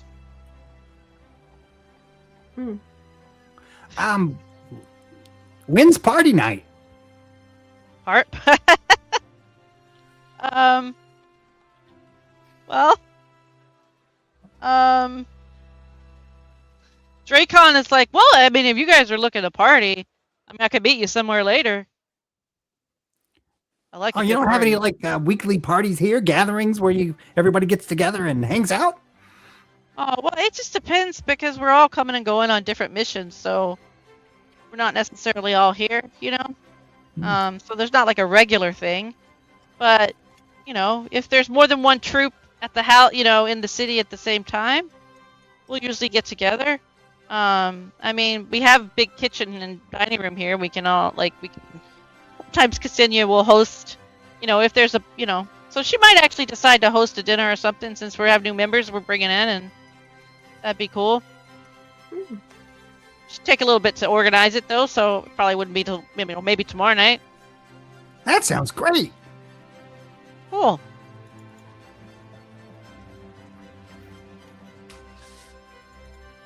Ugwa's gonna lean in to Nub and be like, I can't find him. Oh, well, did you check upstairs? no. God, do you think he left through the front door? I went out. I don't see him.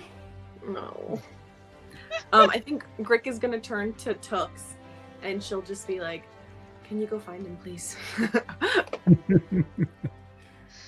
Jabby leans in and is like, well, judging by the case, I'd actually already be at the end of the road.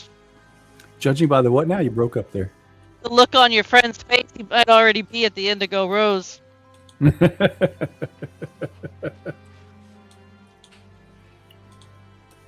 And what you actually see, if you go outside, you might even hear Crick go, "Aha!" And like there's a fire here, I imagine. It looks like there is. Over in the courtyard? Oh, yeah. Fire pit, something here. Yeah. It looks quite significant as a fire. Right. And of course, you know, Crick would be drawn to that. And all right. Yeah. Well, so you'll see when you go in there. Then you'll see a very erudite, you know, sophisticated-looking elf gentleman seated there, and just sort of peacefully scribbling in a journal. And he will eye you when you come into the courtyard. So you do have to actually enter the courtyard from within the house. You can't actually get to it. It's walled. So like, we'll just assume. Yeah, you come around the other way where I thought this was a fireplace or something. That's a window. Just go out the window. Well, that's a fireplace. It's a fireplace? So okay. Over here is a door, and then there should be another door actually right next to it that steps out onto this porch. Out like this way? Yeah, and then there's stairs down into the courtyard. So Tux could of course just fly over the wall. So Tux can go however Tux wants, but no matter, like, no one knows really how Crick got here. Because Crick disappeared. So basically, like, you know, that while the group was in there talking, and you know, with the other group of people in there, Crick sometime during that conversation, when no one else was looking, just vanished, and arrived out here with this erudite elf, and immediately introduced himself, of course, as the legendary Captain Crick and Leash, and then began to regale the elf, you know, seeing that you know, the elf was clearly writing something down, and Crick will be like, "Have you heard of me? Of course you've heard of me, yes." And if the elf indicates, I don't know what the elf's reaction would be to that. Like, is there any recognition? He raises an eyebrow is the extent of his reaction. Yeah. And it's like, Oh, you have not heard of me? Then I must introduce myself and my deeds to you. And we'll begin regaling and using magic to make shapes in the fire. So like depicting like pirate raids and battles and ships and all sorts of things in the fire and being captured in the skyclave and just like making the flames dance. And also it's actually rather entertaining, but like he will be in the middle of like regaling these deeds and exploits, which honestly, like half of them are probably entirely either just, you know, exaggerated or fictional altogether. And so like, but in true pirate form, like nobody's really going to know because there's like fire tentacles and like monsters and everything else. And he's using thaumaturgy and or like continual flame to do this. So he's using those cantrips and magic to do that, to make sure that the elf can record the exploits of Crick, the pirate captain, you know, in the elf's book there, you know, because everybody needs to know these deeds of the legendary Crick. Give me a performance. Give me a performance roll. Would love, yes. Do I get advantage on this with the spells? Yeah, I'll give you advantage on it with all the. Excellent. Yeah. Excellent. How do I do this? How do I do the advantage? Oh, I know. Okay, never mind. Yeah, I just figured it out. Roll twice, and we'll give you the Yeah. higher one. Okay, that's a 13. You know, on the advantage. Yeah. He doesn't look impressed. He's an elf. I mean, this is understandable, right? But Crick is impressed with himself, so he doesn't hardly notice. You know, He's so also, like, yeah, he's not just any elf. So when you pause, yeah, he will sort of nod at you, and then he will stand up, and he will pull out a flute and start to play a jaunty, piratey song for you. and Crick's like, I know this one. And he blows you away. This is the party's. This is the troop's bard. Nice, nice. So yes. And he never actually says a word to you. He will do a performance of his own, and then sort of take his leave. No! Don't go! No! and like because Crick will have actually sung the words to this sea shanty that the elf has played the accompaniment to. Yeah, that's probably why he's leaving. Yeah. you rolled a 13, and he has elf ears. No. He's like, no! We need you in the crew. And he's gonna go up these stairs and We'll be part of the crew, part of the ship, part of the crew. Yep.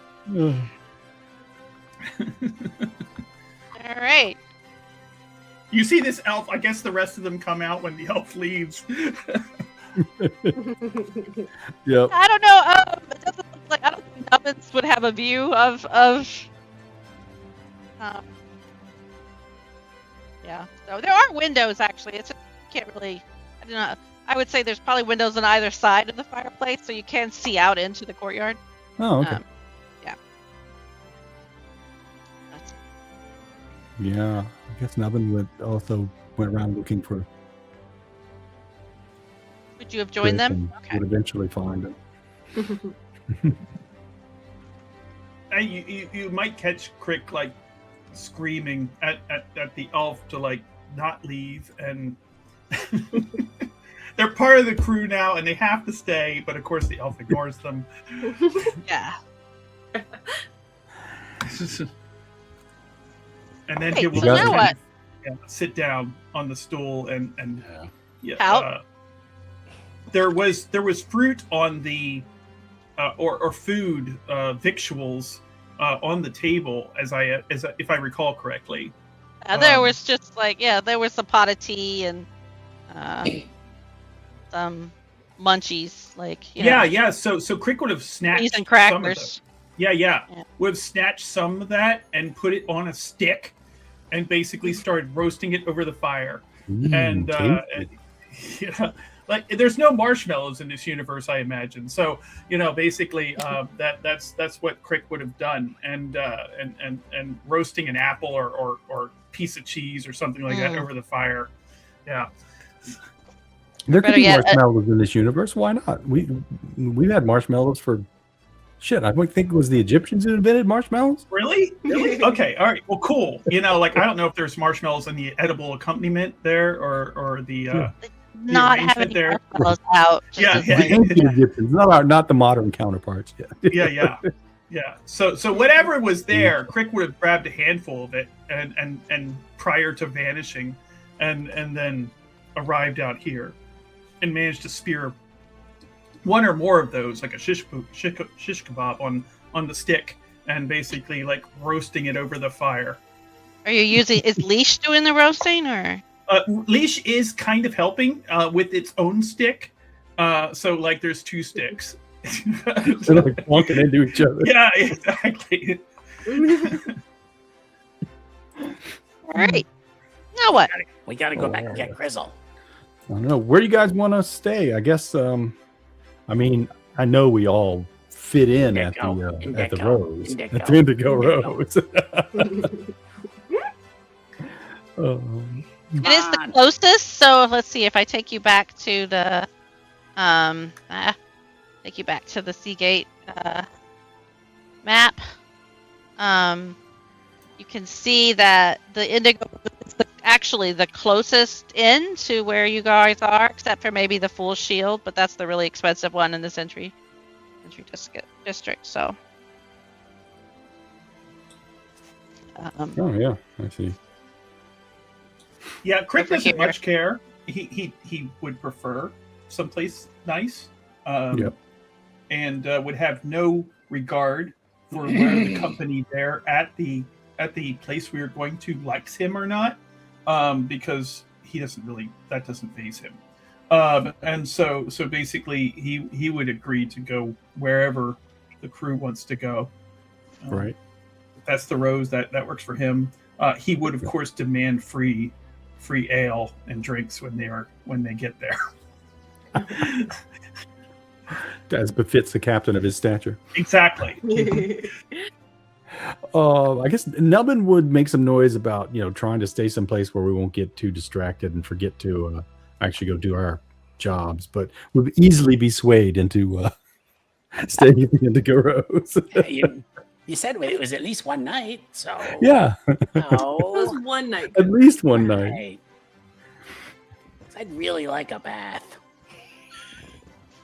And it is the closest. I like going there. I don't want to go to the Fool's Shield. That sounds yeah, too law abiding. Yeah, might have to stab a fool or two. if you would like a bath, the Indigo Rose does not actually have their own bathhouse. They would point you to the Great Bathhouse in the Sentry District. Oh, I can wait then. The Silver Chariot and the Fool's Shield, their rooms actually have baths. Well, maybe we should party at the Indigo Rose and sleep at the Silver Chariot. It's an idea. Oh yeah, we could get past the Ward Bridge, I suppose. We can get anywhere. And Crick is piping up now. There's a gleam in his eyes, and he's like, "Oh, we could go on a like a bar or pub crawl here all the way through Seagate." And this idea is sweeping him off his feet. Like he's like, "This is it. This is it. This is what we must do. We must hit all of the taverns." Let's do it. Yeah.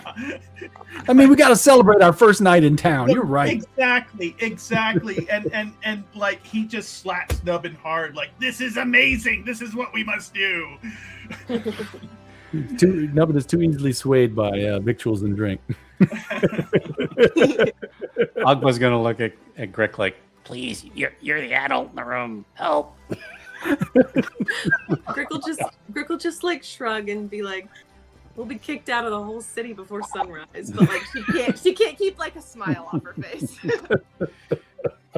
I mean, that could be beneficial to us, right? Then we have to go do our job. All right, so you guys are gonna head. Going. Head over into the Harper's Ward, which is the next district over. mm-hmm.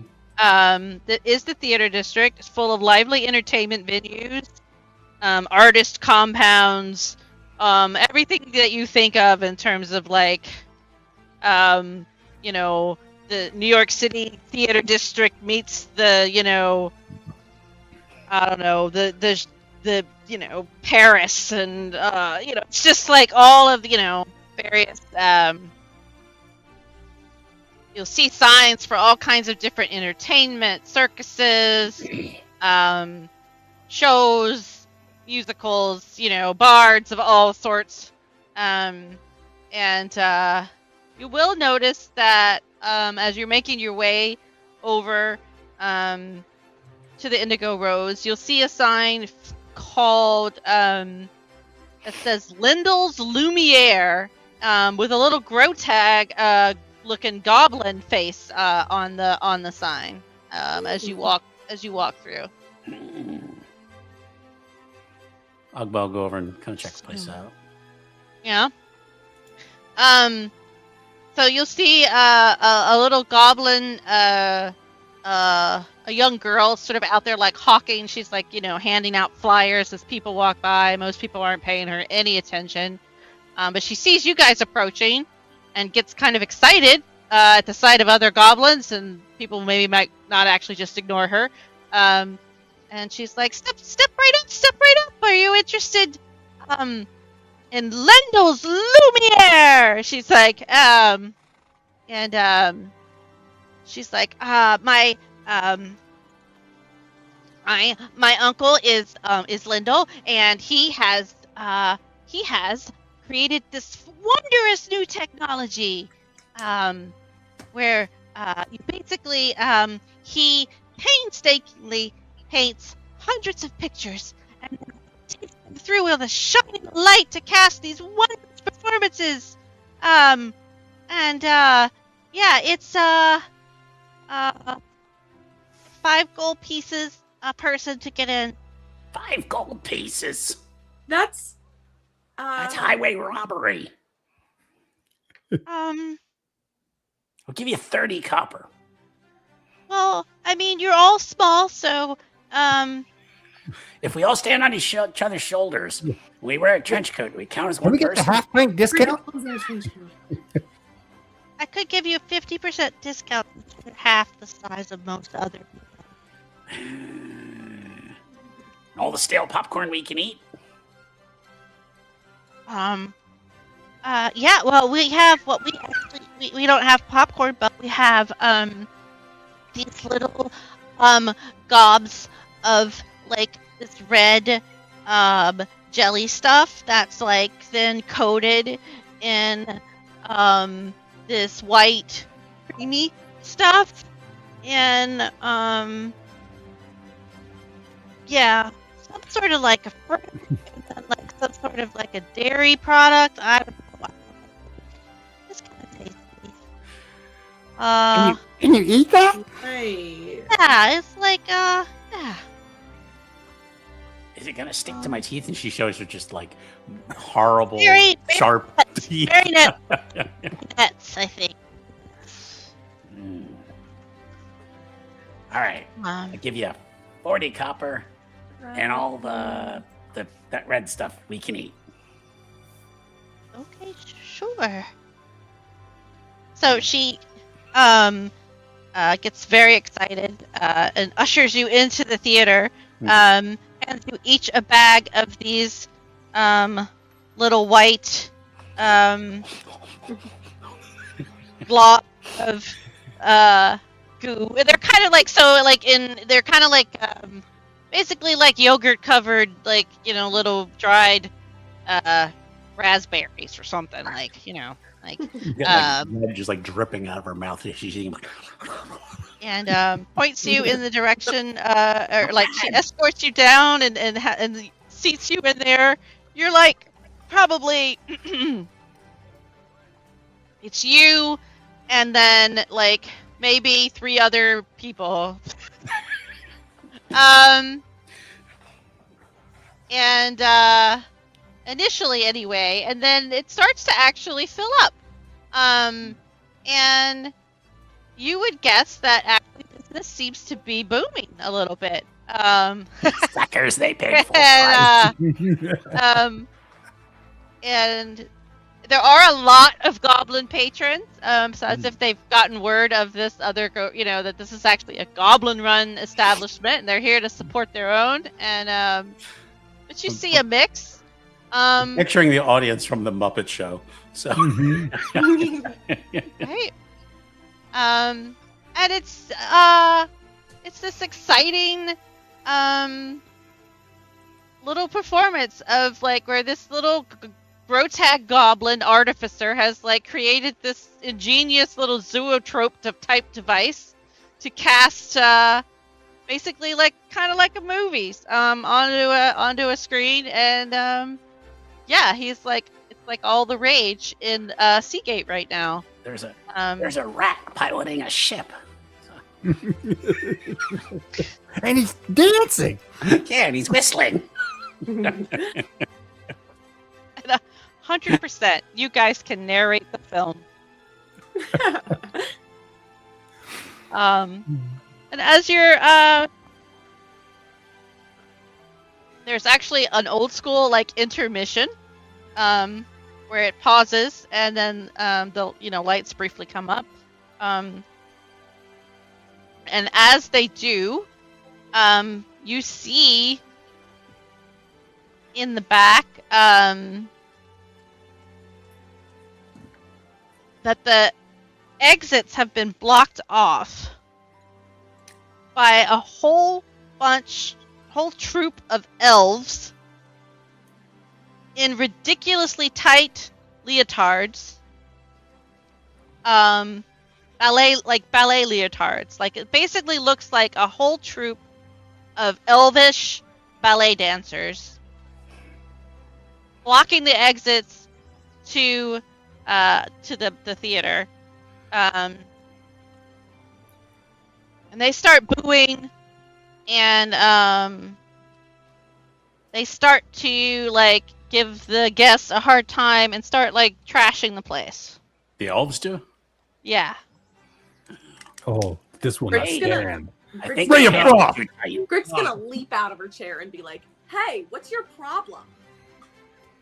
This stupid little goblin is stealing all of our business. The Le Ballet is getting no visitors, and he's gonna put us out of business. And we Well, maybe can't you have shouldn't suck. Maybe you should. At this It's time point, to unleash the crick. one of the elves throws a bag of the little gobbo things right at your face. Oh. Starts peppering. They just start peppering people with the little dried fruit thingies. They Snatch stole him out of Crick's here. idea because Crick was already doing that. Like, he was already like reaching over and grabbing the whatever like from Nubbin, like grabbing his or grabbing Agba's, like just like reaching and tossing these at the elves. Like basically like yeah. This happens simultaneously because like Crick had the exact same idea. The theater just erupts in chaos. There are Yeah. some people trying to get out. There are other people who are just like throwing, tussling with the Just ballet dancers. Yeah. And there's fruit, dried fruit, yogurt-covered fruit flying everywhere. What do you guys All right. do? Knives out. Crick revels in the chaos. Like Yeah. this is Crick's milieu. Greg's gonna kind of like take up a fighting stance and like get like her claws ready, and then she'll just say, "Listen, you need to leave because my friends, they're gonna hurt you, okay? And I'm gonna let them if you don't leave right now. I don't care that you're losing business. You can't come in here and just screw this place over because you don't like goblins." You gotta roll me an intimidation check. Oh no. I'm really not good at that. Wait. Can I help before you do that? Can I help? Like I think that thaumaturgy can help like with that maybe intimidation check. I would love to help. Or you could stand behind her and look menacing. Yeah. With thaumaturgy as there a we go, cantrip, yeah. you know, like give like Grick a booming, terrifying voice, you know, and just be like, there. Now you've got advantage on your intimidation check. All right, you can roll again, Juno. Okay, lovely. This is great. Grick is very awkward all the time. Slightly more intimidating. The elvish ballet dancers are laughing at you. Mhm. Okay. She's I'm gonna- stop, and she's gonna leap go ahead. forward at the nearest ballet dancer. Are you attacking? I think she's gonna try to like not like make them indecent, but I want to like mess up their their leotards a little bit. Like if they have tutus or something, I want to like shred them a little bit. Not leaving them indecent, just like being, Okay. like maybe like screw up their shoes or something. Okay, all right. So you start to deface their costumes. What are the rest of you doing? I would like to cast minor illusion and create the sound of, the local cops banging on the doors. This is the police. Let us in, or something. Whatever they would say in the city. Okay, yeah. There's like a siren alarm, an alarm that goes off. Yeah, sure. Okay. All right. So they hear the sound of the alarm. Let's see if they are. I'm gonna roll here secretly.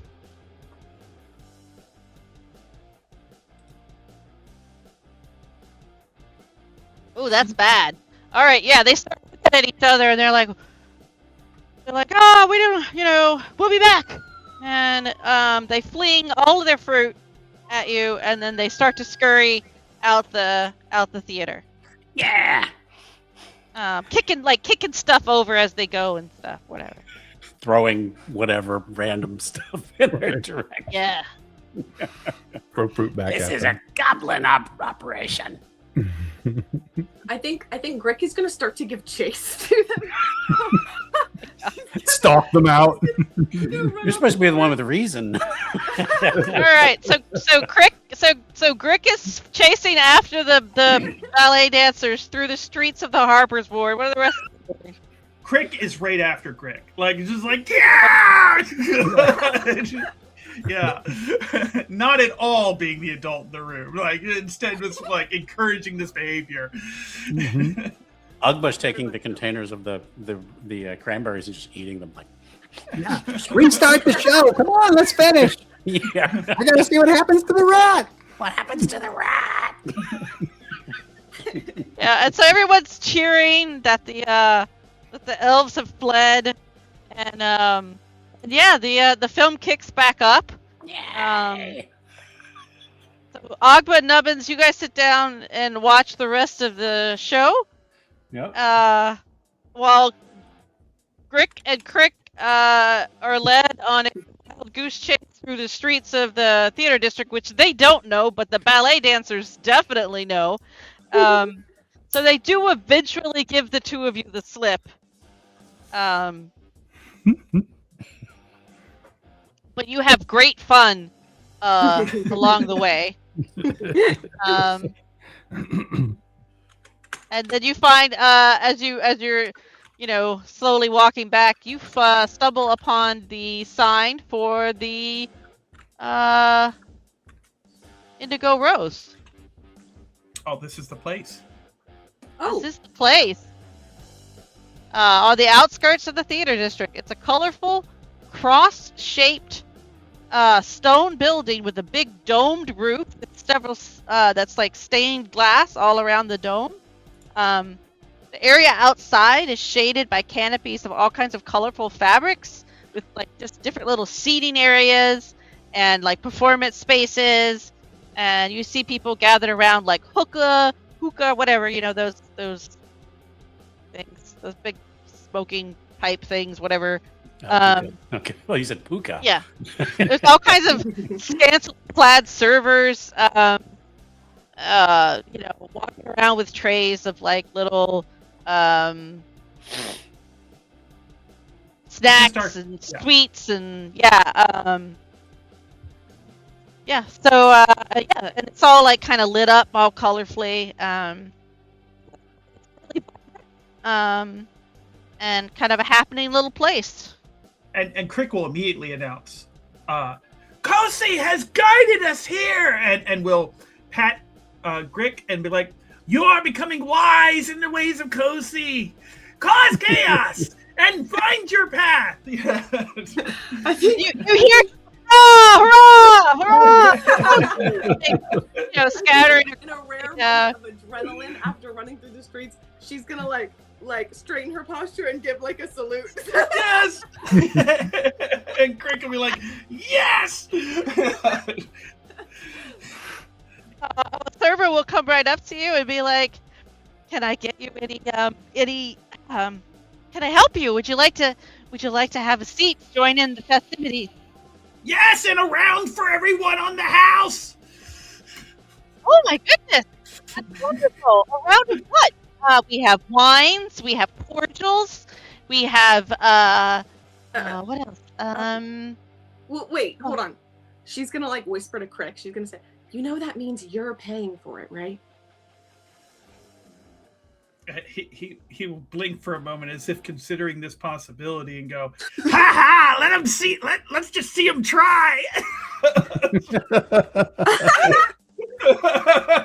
And I imagine that kind of around on the laugh house. is kind of like what Grick would respond with, like, "Oh, okay." Like, Bring out the jugs! And they, you know, you start seeing they, like, you know, carrying out like barrels of wine, and bring it wine all starts out! flowing. I mean, you There's- did request a round on the house, not for the house. Oh, Yep. that's so funny. But everybody's all caught up in it, and the server might lose her job later. But you know, yep, Everybody loves Crick and Grick right now, though. Like, it's just like we are immediately the most popular thing in this tavern. 100%, and you guys can partake of all that it has to offer in Yes. terms of drink and drugs and sweets and yeah. So not only are we going on the most legendary pub crawl ever through Seagate, but it is going to be a psychological trip. Bring out the mushrooms. That's right. So meanwhile, back at the Lumiere, the little Grotag goblin Lendl comes down after the show is over, and he thanks Nubbins and Agba for. He's like, well, I just wanted to say thank you. I noticed you sticking up for me against those bully elves. Of course. Just wanted to say thank you. It's Of course. We Goblos gotta stick together. yeah, we do. This is a great gig you got going here. This is fun. Thank you. It was, you know, I've been working on it for a long If you're time. looking so- for investors, we might be interested. Oh, investors. Oh, well, I could maybe open up a second one. We're not that flush. Oh, right. Sure we are. Right. Well, maybe you will be someday, though, right? I mean, it's Seagate. Right. Well, here, you know, if you ever need you need a hand, I don't know. I mean, I could make some interesting things. So I owe you one. That's all I'm saying. Thanks. And she's kind of like, excellent. Where are you headed? Indigo. Oh, that's a fancy place. That's it's just right up the road there. Just you'll have a good time there for sure. And when you close up, you and your daughter, come on over. Oh, that's real kind of you. I don't think it's the sort of place though where I'd take my niece. It's Oh, not niece, really sorry. appropriate. Not really appropriate for the little ones. But it's just kind of like, Oh yeah, I guess not. Yeah. no concept of like what's appropriate. But you have a good time there. Yeah. Yeah. We'll be back. So you guys, if you could make your way over there, I by the imagine time they hear. by the time you get there, Rick and Crick are both friggin'. 3 sheets to the wind. Well, you guys describe the state that they find you in. Go ahead.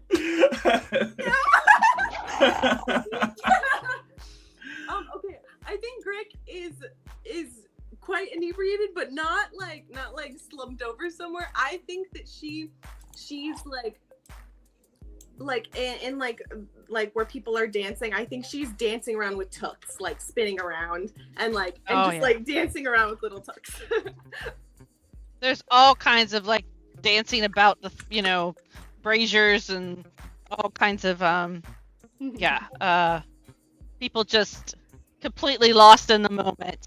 Oh yeah. And Crick is busy leading people in a sea shanty song. They're just like the whole bar is just like singing drunkenly and psychotropically and everything else. Messing up the lyrics and everything, but like it's just so it doesn't sound like a coherent chorus at all.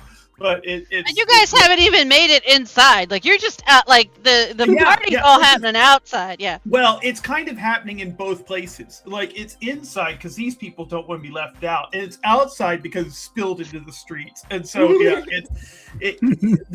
other part of the crew, when they happen upon this, it is like a block party at this point.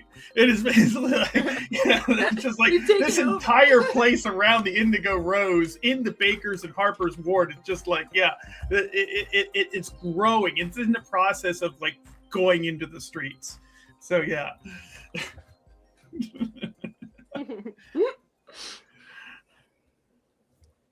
Ogba and Nubbins? When you get there, getting a drink immediately and looking for my friends.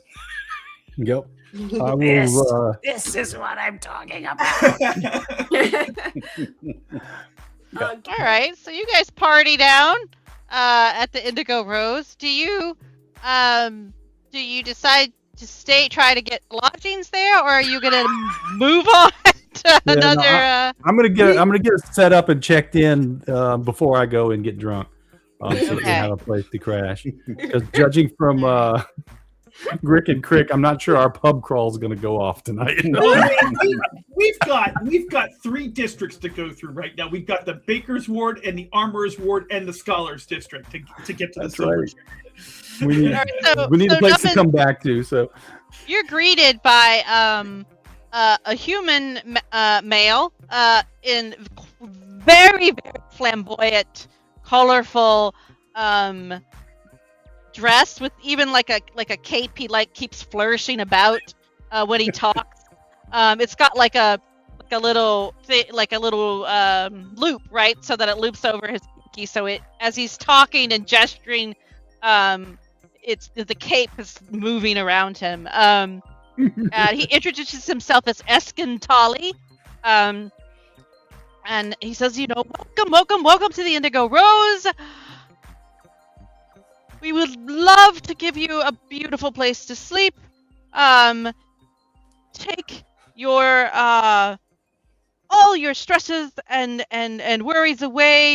Lose yourself in the beauty that surrounds you here. You have delicious food, exquisite wines, lovely servers, and if you need anything else, just any other kinds of, I can procure you just about anything in this city for the price.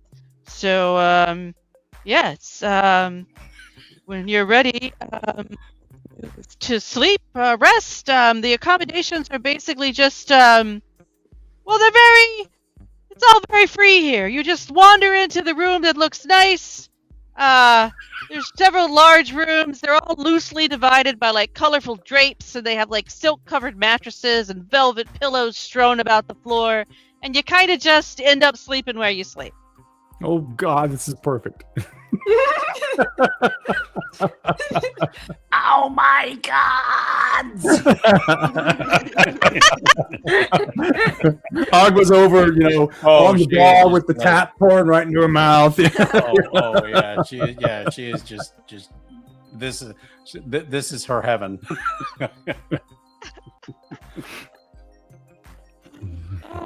Well, there you are. You're at the Indigo Rose. Do you pass out and sleep there, or all of you give me Constitution checks to see if we can make it to the next leg of the pub crawl. No, I think she wants to just stay here tonight. Con checks or con saves? You can give me con saves. Yeah. Nice. But you can certainly feel free to roll like a persuasion to try to convince everybody to stay here. Oh yeah, sure. Yeah. I'm passed out after the first drink. I'm getting woozy. Granted, they come in really, they get the 32-ounce daiquiris here. And I'll give you advantage on that persuasion roll because your compatriots are so inebriated. Yeah. Come on, we gotta stay here. This place pretty easy to convince right now. Except we must keep going. We must keep going. We've taken out all week just to explore this place. No, right now. If Crick really gives her a problem, she might swing at him and be like, "No, I'm not goddamn leaving." A bar fight right here. I don't know how much longer you want to go tonight. So I think Crick I'd will be good to saunter stop over here. and like drape an arm around Crick and say, "It's okay, we can go to the nest tomorrow." Okay, I guess so. But we need to hit the rest of the town. And a 5-day pub crawl. Agba's up on the bar dancing. I mean, just whipping her hair around. She's just. She got her shirt off and she's swinging it around. She probably would. My gosh. Little goblin sports bra on or something like that. Our DM's like, oh my god. No, this is great. This is great. I tried to just create a really rich setting, and I was just so that I'd have enough information so that no matter where you guys went, there would be something fun. And this is wonderful. So you guys are having a great time. That's all I care about. Yep. Okay, so where's everybody at? You guys want to stop here? I think it's probably a good spot. Yeah. Yeah, it's a good time to stop. So we'll just let you all pass out in the Indigo Rose tonight, and then next show, we will pick up from there, and you can. You're supposed to meet back at the Seagate Expeditionary House tomorrow. But there's also the whole city to explore as well. It'll so be a very late Hours morning. away. Yeah. You didn't make it very far away from the Seagate Expeditionary House. So yeah, you're doing fine. I agree with Crash. It should be called The Hangover, the next one. Yeah, titled The Hangover. That's funny. Yeah, I would say for sure Nubbins and Grick are going to have hangovers tomorrow. So I think you'll be at some disadvantage on some things. We can figure that out. Rolled under a 10. So yeah. I think, disadvantage for the day sounds reasonable. Right? Awesome. Yeah, I think we might just give you 1 level of exhaustion. Oh yeah, that's the way to do it. Yeah. Let's do So if that. you make a note Yeah, so I don't forget, you guys gonna- will, the 2 of you will be There we go. I already marked it on my sheet. There we go. operating with 1 level of exhaustion tomorrow. Disadvantage when on we do- ability checks. just means you get disadvantage on ability checks. Attacks, not like I don't Right. know. Thank you. You're very welcome. That was a great episode, everybody. That was so Thank fun. you. Thank you for everybody watching. We appreciate your support, especially you, Crash. We love having you. Oh yeah. And Commentaries. yep. we will be back. I think it's next week. Yes. Is I have next Sunday. We're playing again. So we will see everybody then, and have a good night. Bye. Bye, everyone. Bye.